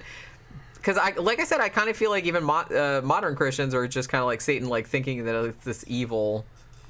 You know, like an evil being, but that's not how it originally started out. There are demons, you know. But the demons seem to be fallen angels or evil dead, spirits of evil dead. It can be either. Yeah. There's a lot of evidence that in the New Testament that early Christianity was many cults. They were all different. They all had their own stories. They were all revolving around Jesus. And half of them were exorcism cults about casting out demons. It says in many places, Jesus, man, these other Christians on the other side of town, they're casting out demons in your name, and we told them to stop. Oh, no, don't do that, man. They're on our side. Go tell them, cast out fucking demons. Do it! If you're casting out demons and shit, you know what I mean? That's what it's about, casting out demons. A lot of the stories are about casting out demons. So, I would think this episode of A Haunting was also about casting out demons. Casting out demon cult is what it is. That's what part of Christianity was that. And it still exists. Yeah. Yeah, the Baptists and shit do it. Yeah, they do that shit. Yeah. Yeah, they still do it. Well, like I said, you know, you can say that a lot of this stuff is kind of like old hat or whatever, but Islam does it. I was just watching a video the other day. There's a channel on YouTube that is like these couple like super Christian girls. They're like young. They're like in their 20s or something. And they come on like just very authoritatively, like telling other people how to live the most Christian life or whatever. And the one they put out the other day, they were talking about Halloween costumes. They didn't seem like super against Halloween, although they did have that weird like fundamentalist Christian thing where they think, oh, Halloween is like celebrating the devil, which whatever. No, they didn't do that. No. But you know, some like I said, like a lot of fundamentalist Christians have that. So they're basically like, well, you can still celebrate. They kept calling it Harvest, you know what I mean? Because you know, like churches will do Harvest Festival. Well, you can still like wear a costume, but it has to be like you know this sexy thing. Why do girls think that it's okay to like just dress up sexy this one time a year, even if you're a Christian? Like they dress up like sex. And I was just like watching this, like, are you guys for real? Holy shit! Yeah, and they're also kind of turning their back on that. Most of Christianity, especially early Christianity, was about increasing women's sexual value. Yeah, a lot of it was about that. Because it was saving women from prostitution increased their sexual value. They could get married, trying to restore a woman to a fucking sense of a status of being a virgin so she could get married. They did a lot of stuff like that. Yeah, I know. So, yeah, they should know what they're talking about. Into Green 78 said, you should hear those crazy girls' views on drag queens. I can imagine. Honestly, I don't watch their videos. Like, I'm not going to give them any views, but I watch them on Nick DeRamio. He has a channel where he's always kind of like, he doesn't just pick on Christian stuff. He picks on a bunch of different stuff. But he's like fucking hilarious. And he has kind of just recently like latched onto these girls' channel. So sometimes he'll go in there and like fuck with them. And so I watch his video about their video because I don't want to give them My only problem with any people videos. like that is that Christians like that is that their baseline is that there's only one Christianity. Totally untrue. From the very beginning, there were many of them. Well, they don't seem big on nuance. That's kind of the problem. No, Christianity was never one thing. It was a bunch of competing Christian cults, and they're still competing Christian cults. Now they're just going to call them denominations and different churches and shit, but they're cults. and each one of them has their own little belief system, their own ethos, their own style. There's nothing wrong with that. There's nothing wrong with being a cult. It's just a small religion. That's all it is. There's no difference between a big one and a little one. Just the size is the only difference. But they're not unified, and they all believe in something slightly different. They're going to tell you a different narrative. A lot of having to do with who the church founders were, who their church fathers were, and what they wanted, and what their interpretation was. Most of the stuff about Christianity is not in the Bible. It's all in the extra canonical stuff, like what early church fathers did, that kind of stuff. So that's where a lot of the traditions come from. Like, and a lot of St. Thomas of Aquinas did. A lot of stuff is like relatively modern too. Modern. Like, it's not that old. It's not really as old as they old Roman portray it Christianity as. would have been unrecognizable to a modern Christian. They were like, "That's Christianity." Like, that's what it was. I've kind of come to the belief that like the people that are the biggest hardcore Christians have not actually read the Bible all the way through. Yeah. Because I think they say some shit that I'm like, yeah, but that's in there though. Yeah. Like, do you not know that, or you know what I mean? It also, for every time it says something, like, okay, here's an example. In like a Pauline material, Paul will add, or somebody will ask Paul, is it okay for us if we're with Romans and they invite us to their home for meals, can we eat meat with them that they sacrificed to a Roman god? Can we eat that? And Paul will in one place say, oh, well, as long as you know that you're a Christian and you know that those gods aren't real, it's totally okay that you eat that. They're just... God won't smite you, we promise. Then later, like, in another book, that kind of comes up, like, if you ever eat any fucking meat... Don't you fucking dare! Sacrifice to a pagan god, God will smite you for, shit like that. Yeah. So wait a minute, hold on. Well, which is it? Just don't go to anyone else's house ever. Right. It means there are more than one author. Yeah. That's what it means. Well, obviously. It'll all say Paul, but it's more than one author. I mean, navigating all these rules, it just sounds fucking exhausting. Yeah. It's exhausting. Yeah. Like stupid little rules like that. Well, here's one thing. Here's an example, like from my own life, because this is something I had some experience with. When I was in elementary school, back in the 80s, or 70s and 80s, I knew a kid who was a Jehovah's Witness. Like, mainly, like, I didn't really know anybody that was super religious where I went to school. But this kid, when I was in 6th grade, he was, his parents were Jehovah's Witnesses, but he was, like, a really nice kid and everything. But the thing about it was that every time we celebrated a holiday or someone's birthday in the classroom, like somebody would bring in cupcakes or whatever the fuck it was, he had to leave. Like, he had to go sit in the teacher's lounge, which all the rest of us kids thought was really shitty. I'm like, well, that's one religion I won't be converting to, that's for sure. Can't even have any fucking holiday cupcakes. But then it got me thinking, even when I was like 11, 12 years old, I was like, okay, yeah, but what if I just hypothetically brought in cupcakes on just a random ass day that weren't like decorated? Like, you could eat those. So it's like, what if I just brought in random cupcakes one day and it happened to be a holiday, like Valentine's Day or something like that? But I said, oh, well, these aren't Valentine's Day cupcakes. They're just cupcakes I brought in because I forgot that it was Valentine's Day. Like, can you eat those or will God smite you? Yeah. And I was like, are these the kind of things they're thinking about all the time? Because I'm like, that really sounds exhausting. I got no problem with Christianity. I'm not anti-religion. The problem is when you take the shit too seriously and you try to codify it into one thing because there's too much stuff there. There's too much material. That's why there's no way. Nobody could live like that. Because a lot of the rules are like contradictory. Right. Yeah, and that's why there's different churches. It's because the church fathers of those churches have reinterpreted or said, no, we're not going to worry about this. We're going to focus more on this. There's Methodists and all different, kinds of different versions of Christianity and or different versions of fucking Protestantism. The problem is when you take it too seriously. You try to become... Well, and the problem, too, is when you try to enforce it on other people, too, that don't want nothing to do with that shit. That'll never happen. Gramthars said, the horniest girls are fundamentalists. They know they need to get the devil fucked out of them and with great frequency. Yeah. Well... and they go through the loophole. They'll do anal because then they're technically they're still virgins.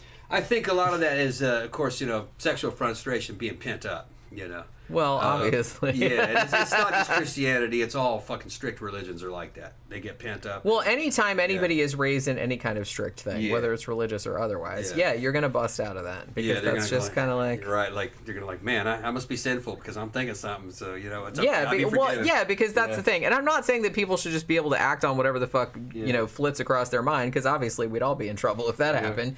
But... You know, to an extent, like I said, as long as everyone's consenting, I don't really have a problem with anything that people are doing. If you want to get into some freaky shit and everybody is on board with the same shit, fine, do it. And doesn't hurt me none. And pretty much, any kind of extreme thinking can become like a religion, too, even if it's non-theistic. Buddhism is kind of non-theistic. There isn't a god in it, really, in most versions of it. But it can become a kind of a dogmatic religion. But so can philosophies and political ideas. Well, I mean, anything can if you're already inclined to be that way. Yeah, there are dudes that are into this fucking... I mean, I'm not inclined to be that way, so it doesn't make There any are sense. dudes that are into, like, self-improvement meeting girl science. Where they have these gurus that fucking teach them how to meet girls. Yeah. And they'll follow the shit to the T like that's a religious dogma. Yep. And they'll defeat themselves by doing that. Of course. So because they're coming at it as if it's a system. As if it's the system. There's no system. Like shit, there's not a system. Yeah. Like I said, you have to just be flexible because shit's different and navigate the waters. Yeah. Yeah. That's what I mean. It's like anything that you're like, well, you have to follow this to the letter, and then this will happen, like XYZ. Was that like the world doesn't work like that? Yeah. Like mathematics maybe works like that. You know, some hard sciences maybe work like that, but literally nothing else does. Very male thinking. That there's a system and that it's a machine. Well, see, that's kind of the thing, and I kind of got into. Yeah, because that's the PUA, pickup artist, you know, kind of subcode, which is related to the incels. It's like they're different kind of stuff, but the whole pickup artist subculture. There are guys like selling these really expensive like books and conventions and stuff like They'll that. Come meet you and hang out with you. Yeah, where they're basically like, look, if you do XYZ, you know, to a woman, then sex will come out. You know what I mean? It's like it's like a goal kind of. It's a little bit extreme. Most of them don't say that. But that's at heart. That's what it is. When you back off on the system and look at the whole system as at once, it's kind of looks like a machine. Yeah, like I'm putting, you know, some money and I'm putting niceness and I'm putting like a nice car and stuff like that into a vending machine and then pussy will come out. Yeah. That's basically what they're thinking is. And I'm like, that's not how... It's not that simple. Shit works. It's not how shit works. But some of the stuff that they say is true. Have good hygiene. Fucking... Well, that's just true of everybody, whether you're looking to date or not. Just like, clean your ass, man. Look as good as you can. Duh. Look as good as you can. Fucking be as successful as you can. Have as much money as you can. All that shit will help you. All right. Well, I'm not saying that. Like be confident. Like keep yourself clean. Like shit like that. Like that's just. I mean, that should be a baseline standard for everybody. Know what women like. You know, that kind of stuff. Well, and I would also advocate, and we've talked about this before, I would also advocate not approaching things, because if you approach things like a transactional agreement, then most women will get very, very pissed off at you, and you might not understand why, but because we know what you're doing. Yeah, I've listened to some of the guys, though, and some of them say don't do that. They're saying don't do that. They're saying just improve yourself. Some of it's very general. And I don't have a problem if all you're saying is, like, work on yourself. Yeah. Make yourself a better person. Make yourself...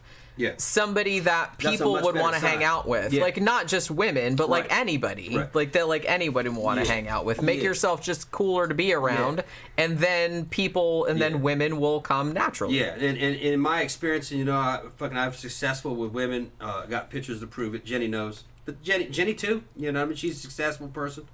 There was no system. It was just having fun, and from that kind of comes charisma, and success feeds on success. I can understand how some guys who just get down into a hole and they can't get out of it. Yeah, and then it's a self-defeating like it gets after a while. Like I get that. I get how it happens. Like you fall down a rabbit hole. I get that. Especially, and then if your body goes down that rabbit hole with you, not women are visual, just as visual as guys. Fucking Gramthars asked me, do women like big titties on men? Because he's looking at how thick my chest is. A woman will say no.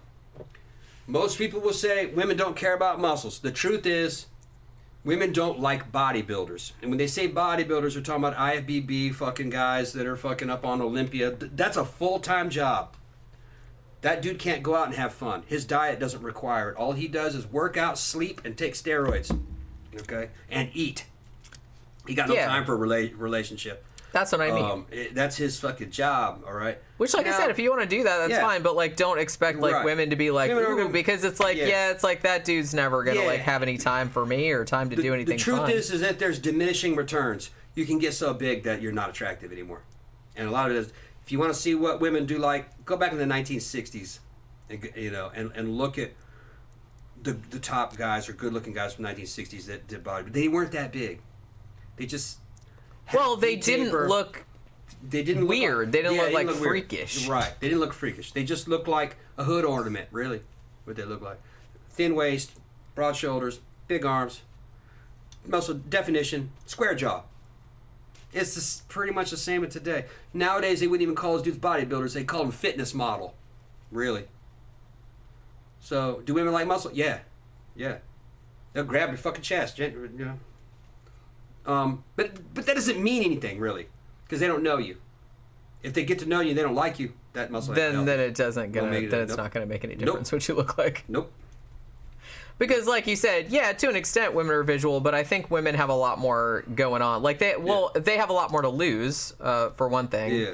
Yeah. And they generally don't like to hook up with randos. I mean, some women do, but there's a lot more to lose if you do. And what I describe will only happen when women are in a crowd. They were a crowd with a bunch of their fucking girlfriends. Yeah, because they have backup. They got backup. It's not like you're going to have like some random woman just like walking down the street or a coffee shop that's by herself that's going to come up and do that shit. If somebody does that, she's probably like a hooker or she's on meth or something. Yeah. No normal woman is going to do that. It's always, they're in a club party situation and they're fucking got 20 friends with them.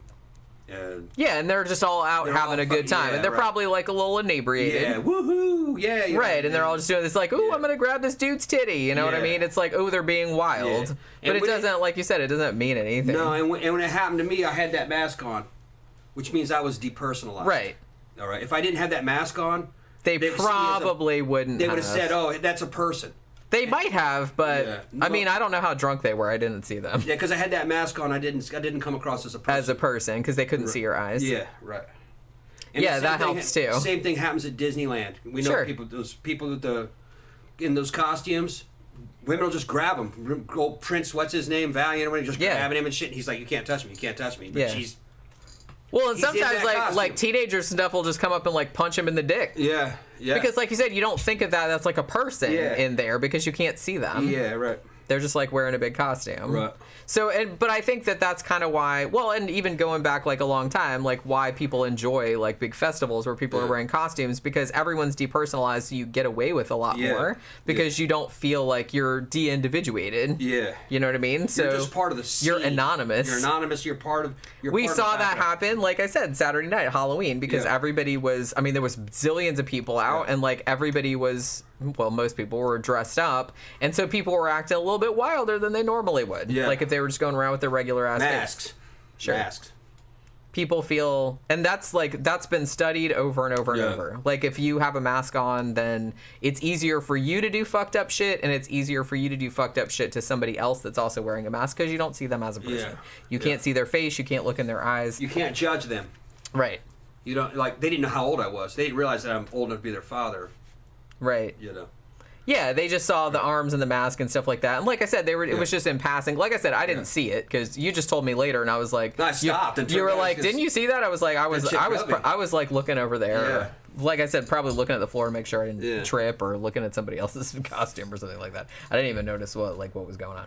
But or it might have been, was it when we were going out onto the back patio? Going on the back patio. Oh, okay.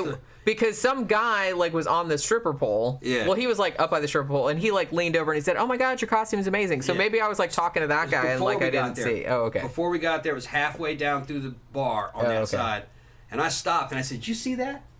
Oh, okay. I couldn't hear you. It was like, it was so loud in there. And then I looked at the girl, and she's fucking, she can't see my face, but she's smiling at me like, yeah, I grabbed your titty. You know what I mean? Fucking.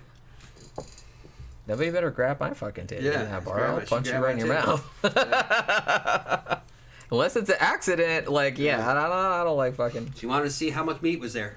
How much meat was there? Yeah. Yeah, American Military 100 said, women can be visually stimulated, but it's more cerebral than optical. Yeah, I mean, like I said, women are a lot more complicated, as you know now that you've done those now that you've kind of experienced a little taste of, like, what we experience all the time. Yeah, what women think, like, fucking when your progesterone level goes super high, all this weird shit that I've done, they're fucking crazy. They're fucking crazy. A male would consider that fucking insanity. You just have no fucking confidence. No. You're just like, what? Well, that's what I keep trying. Did I do something wrong? Just that you're... Like I said, welcome to my world. And you're almost kind of compliant in a weird way, and you're... But when you're on this shit, it's fucking going up and down. That's trend. You know, trend is notorious for it. But see, like I told you, that's kind of like... Yeah, coming I mean, I don't like it. That's just... And I'm aware of it, but it's like, I don't... You know, that's just, you can't really get, it's hard to get out of it, you know what I mean? Yeah. Because that's just kind of like how you're programmed, sort of. Like, you know, like I said, to a greater or lesser extent, not everyone's the same, obviously. But it's just funny that the couple women that I told that you were being like that, all of them just said, oh, like, we have every day. And I was like, yeah. But it's real unusual for a guy. Yeah. Yeah. But like I said, maybe you'll understand now, like why. No, I understand why why we have such problems. Yeah, I understand. I see it. Because I told you, like, seriously, and you know what's weird? It's frustrating. Yeah, I know. Tell me about it. Because like I said, I'm like that, and I'm aware of being like that, and it makes me mad. But it's like I can't like change it all that much, and that's very, very frustrating. Yeah. But it's weird because I saw like somebody commented this the other day, and this is something that I just on some random like article, I don't remember what it was, and this is something that I've thought to myself, and again, this is like really, really general. And you kind of said something like this earlier. Like, you know, something goes, like, if you're a man and, like, something goes wrong in your life or something like that, generally most men will be like, who can I blame? Like, this is somebody else's fault, or it's the outside circumstances' fault. Woman's case, something goes wrong, this is my fault, somehow. Yeah. Always. Yeah. It's always your fault. Yeah. Either you did too much, you didn't do enough, even if there's no possible way that it could be your fault, a woman will blame herself. Yeah. And I know that's not right. I know, but I mean, sometimes it's true. Yeah, I'm doing the same shit. Sometimes it's true, but women will. That's their default. You immediately, the first thing you do is like, what did I do wrong? Yeah. What did I do wrong? For me, mostly it was coming off a trend, like a trend withdrawal, the hormonal crash. You're like, I fucking failed. You know. Like I said, I'm like, yeah, I have that like every day. Yeah. Every day. My life fucking sucks. Every day. Everything I did was wrong. But you start going down and down. Fucking you start going to war with yourself. Yeah. I didn't live up to my expectations. Yeah. That kind of shit. Yeah. Now you know what it's like. Yeah. I was inferior. Now you know what it's like. Right. I failed this because they didn't choose me. Right. That kind of shit. You know. They didn't choose me because I wasn't good enough. Right. Yeah. Every single thing. Yeah. You're like that. Yeah. There's no hope. You know. But then the man in you is trying to go. Well, I will retaliate. I must become an unstoppable machine. But then you get beaten back down again. Right. And fucking, that's kind of what women go through. Yeah. Yeah. I mean, like I said, we don't go quite as far as I'll become an unstoppable machine, but we go somewhat in that direction, or at least I do. Like, you get down to a point where you're just like, oh my God, I suck. Like, I fucked this up and I could have done this better. Like, why haven't I done more stuff? Blah, blah, blah. And then, like, you know, you might get a little bit of hope. You'll be like, oh, well, you know, I shouldn't beat myself up. And it's like, you know, maybe I can do this. Maybe I can do that. I can fix it. Blah, blah, blah. But then... like I said, I've never gone so far as to be like, man, I'm fucking awesome. I've never had that. Yeah. And I know that a lot of dudes have that, but that's generally not a thing that women think. We always think there's something that could be improved, there's something that could be better, or that we fucked something up. On a trend stack, you got superhuman levels of fucking testosterone, very little estrogen, you can't really sleep or go into REM sleep too well, and a shit ton of fucking progesterone that's not supposed to be there. So you're the most confident fucking... arrogant, narcissistic, fucking self-deprecating fucking loser you could ever... You're fucking ultra fucking godlike and super insecure at the same time. And it's fucking weird. And then when it goes away, you're like, I'm a loser. You know what I mean? Fucking it's but it's not permanent. It's temporary. this part of it is evidently only going to last like a couple days. You know? Yeah, American Military 100 said, very true, females will internalize. Yeah, we internalize pretty much everything. Everything, it's hormones. Everything that happens, like, it's my fault somehow. Yeah. Well, and, you know, even if there's no possible, and even though intellectually I know there's no possible way that could be my fault, but you still somehow feel responsible. I'm still bumping a shit ton of tests. So you still feel responsible. I'm still bumping a shit ton of tests, even though Trent is gone. I could not imagine what it would be like to have low testosterone right now. Oh. Yeah. Fuck. But like I said, horrible. You know, this is kind of like, I mean, this is kind of like what I experience like every single day. Like, you're never good enough. Like, it's like, I'm not smart enough. I'm not pretty enough. I'm not this. I'm not. It's just like all the time. And you try to talk yourself down from it, but you can't. It just keeps coming back all the time. All the time. Right now, I'm on like 400 milligrams of test. That ends up being like fucking 3 or 4 times what a 20-year-old, what an A-grade 20-year-old has. It's probably like 1,600 nanograms per deciliter, probably something like that. Can't Guy said, AA saying, I'm an egomaniac with an inferiority complex. Yeah.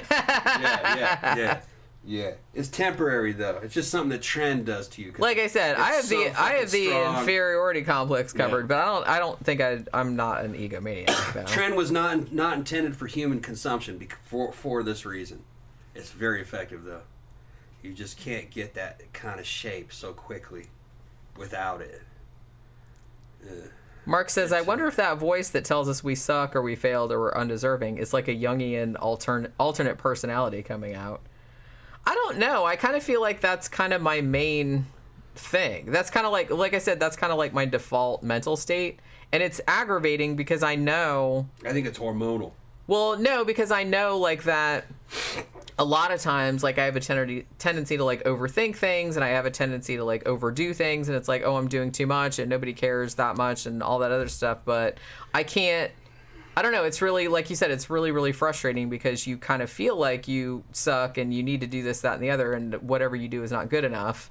But I don't know. It's just like a constant fucking struggle. Women were never androgenized for fucking testosterone. They didn't go through male puberty. And when a woman hits menopause, it's recommended they should take 20 milligrams of test to kind of hold them together. Keep their metabolism running at a normal rate so they don't put on a bunch of weight. And I found that 20 to 25 milligrams works well. And most doctors will say that. One time she got a little bit too much by accident. And she felt exactly like she does now with a lot of those same mental processes that she's talking about. But she'd be angry. Well, that's why I told you I didn't want it anymore. I said that's just making me feel like as shitty as I usually feel, except now it's making me a rage monster on top of that. Yeah. Because I already have anger issues like without that, so I don't need like that exacerbated. Right. For what instead of what that would have done to a male because they're androgenized for it would have given a lot more confidence. No. All right. For a female, it just made me more pissed off, more insecure, more angry. Yeah. That's all it did. It just made me feel worse. You want to keep test in a postmenopausal female. You want to keep test around 20 milligrams. That's about it. The only thing that a woman can do on top of that would be 5 milligrams a day Winstrol, but only for a few months. The one they can do for a long time is Anavar. I think it was 7 milligrams a day or something, or 14 twice. It's got a real short half-life, and that produces no test. There's no real androgenic. There's a little bit, but not much. It's not very androgenic, but they can take a pretty good amount of that. It's very effective, and it does nothing to a man. I've taken Anavar. It makes you feel good, but it doesn't make any changes in you, not physically. Zach says, I'm annoyed at always playing the peacekeeper role and bottling up my emotions, and then I always feel bad for expressing them, even though I always also feel like I'm not dealing with them properly. Yeah, I get where you're coming from. And like I said, that is, that's something that I have. I'm like a very conflict averse person, so I don't really like to kind of be real blunt with people usually because I don't want to hurt anyone's feelings, even though maybe sometimes their feelings deserve to be hurt in some cases, like, or maybe they need a wake-up call. But I don't really like to do that. Like, I always kind of like to be nice and, you know, try to keep peace between everybody because I don't really like anybody getting in arguments or fights or anything like that. But then, like, I don't know. So that's probably not good because then, like, you still, like, are building up, like, all these emotions and resentments and stuff like that. And then, like, it'll bust out, like, later on because it's got to come somewhere. Mark says, yeah, me too. I overanalyze everything. Yeah, me too. It's a double-edged sword because I can be quite prepared for a lot of situations and other people's BS, but I'm constantly beating myself up. Yeah, it's the same thing. It's like, I don't think that I would want to be different because I feel like the only reason that I get as much shit done as I get done is because I overthink things and because I'm always beating myself up like I'm not doing enough. I need to do more. I need to do more. So I do get a lot more accomplished that way. I feel like if I just went the other way and said, oh, don't worry about it, then I'd be like super lazy and not do shit. You know what I'm saying? It's dark out. We're going to start getting trick-or-treaters. Okay, well, I didn't even, like, finish talking about the show. Okay. But, we're going to have to wrap it up pretty soon. I mean, we just kind of got... Well, I mean, there wasn't much left. Like I said, we were still talking about Sobek, and then, long story short, like, Caleb got possessed by Sobek, apparently, even though it didn't make him turn into a crocodile creature, which would have been awesome. But he basically just turned into a douche that had green contact lenses. Much like mine, it looked like the same contact lenses that I have, actually. I think it might have been. And, yeah, so he comes back from the house, and Laura's like, what the fuck's the matter with you? Like, he's all like, oh, you can't help me, rah, rah, rah. And she's just like, okay, well, I'm fine, whatever. And basically she's like, he seems like a stranger. John tries to do an exorcism on him, or a deliverance, I guess they call it. They don't call it an exorcism. I guess that's a different thing. And it doesn't work. Like, the spirit is too powerful for him. So he's like, there's only one person for this job, Bill Bean. So he calls Bill Bean up, and then Bill Bean comes in, and basically he comes in, and like within a minute, he's like, he's just like, yeah, Jesus, blah, blah, blah, like, get out of there, like, you demon or whatever. And then he's like, yeah, and then I just saw the demon, like, leave through his mouth, the end. And basically, yeah, it was, like, very anticlimactic, this episode, especially, like, considering how, I mean, he's supposedly possessed by an ancient Egyptian crocodile god. You'd think that would have, like, a more epic finale, but I guess not. But no, Bill Bean came in and sorted that shit out, like, in a minute. And that was pretty much the end of it. I did forget, like, the whole point where he was getting, like, super hostile when he was, quote-unquote, possessed by the demon. And he worked as a security guard, right? And he said at one point... Oh, I think the doorbell just rang.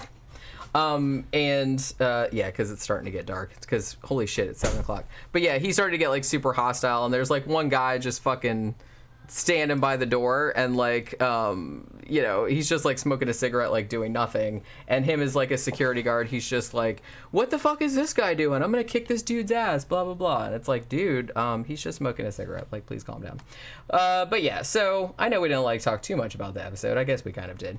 But yeah, so basically Bill Bean like did the shit and the thing left, and then, you know, in April of 2014, Caleb and his girlfriend got married, and everything was puppies and rainbows and unicorns and whatnot. Like I said, I found like another video about this guy like later where he was talking about the same thing. But the weird thing is he said that he had been haunted by this crocodile demon situation since he was in 3rd grade, which would be like, what, 9 years old, something like that, which is not the impression that they gave on the show. The impression they gave on the show was that he went to the museum and saw the mummy, and that's when Sobek took over. But according to this other thing that he did, where he didn't even mention going to the thing and seeing the mummy or anything like that, he said that he started seeing this crocodile just inexplicably, like in his room, like when he was 8.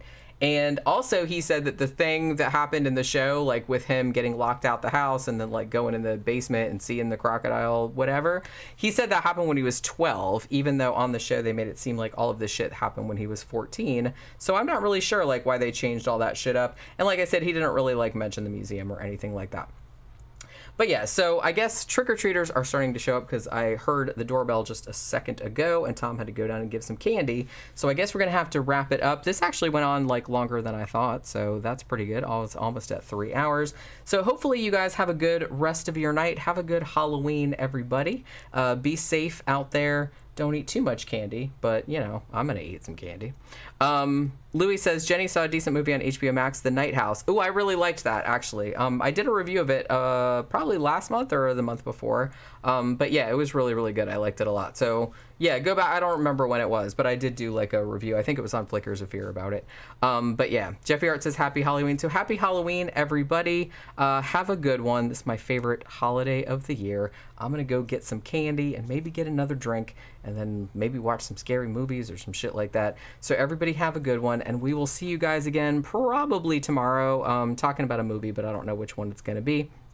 So that's what we'll do. So thanks everybody for dropping by. Thanks for your super chats, and we'll see you guys again tomorrow. Good night.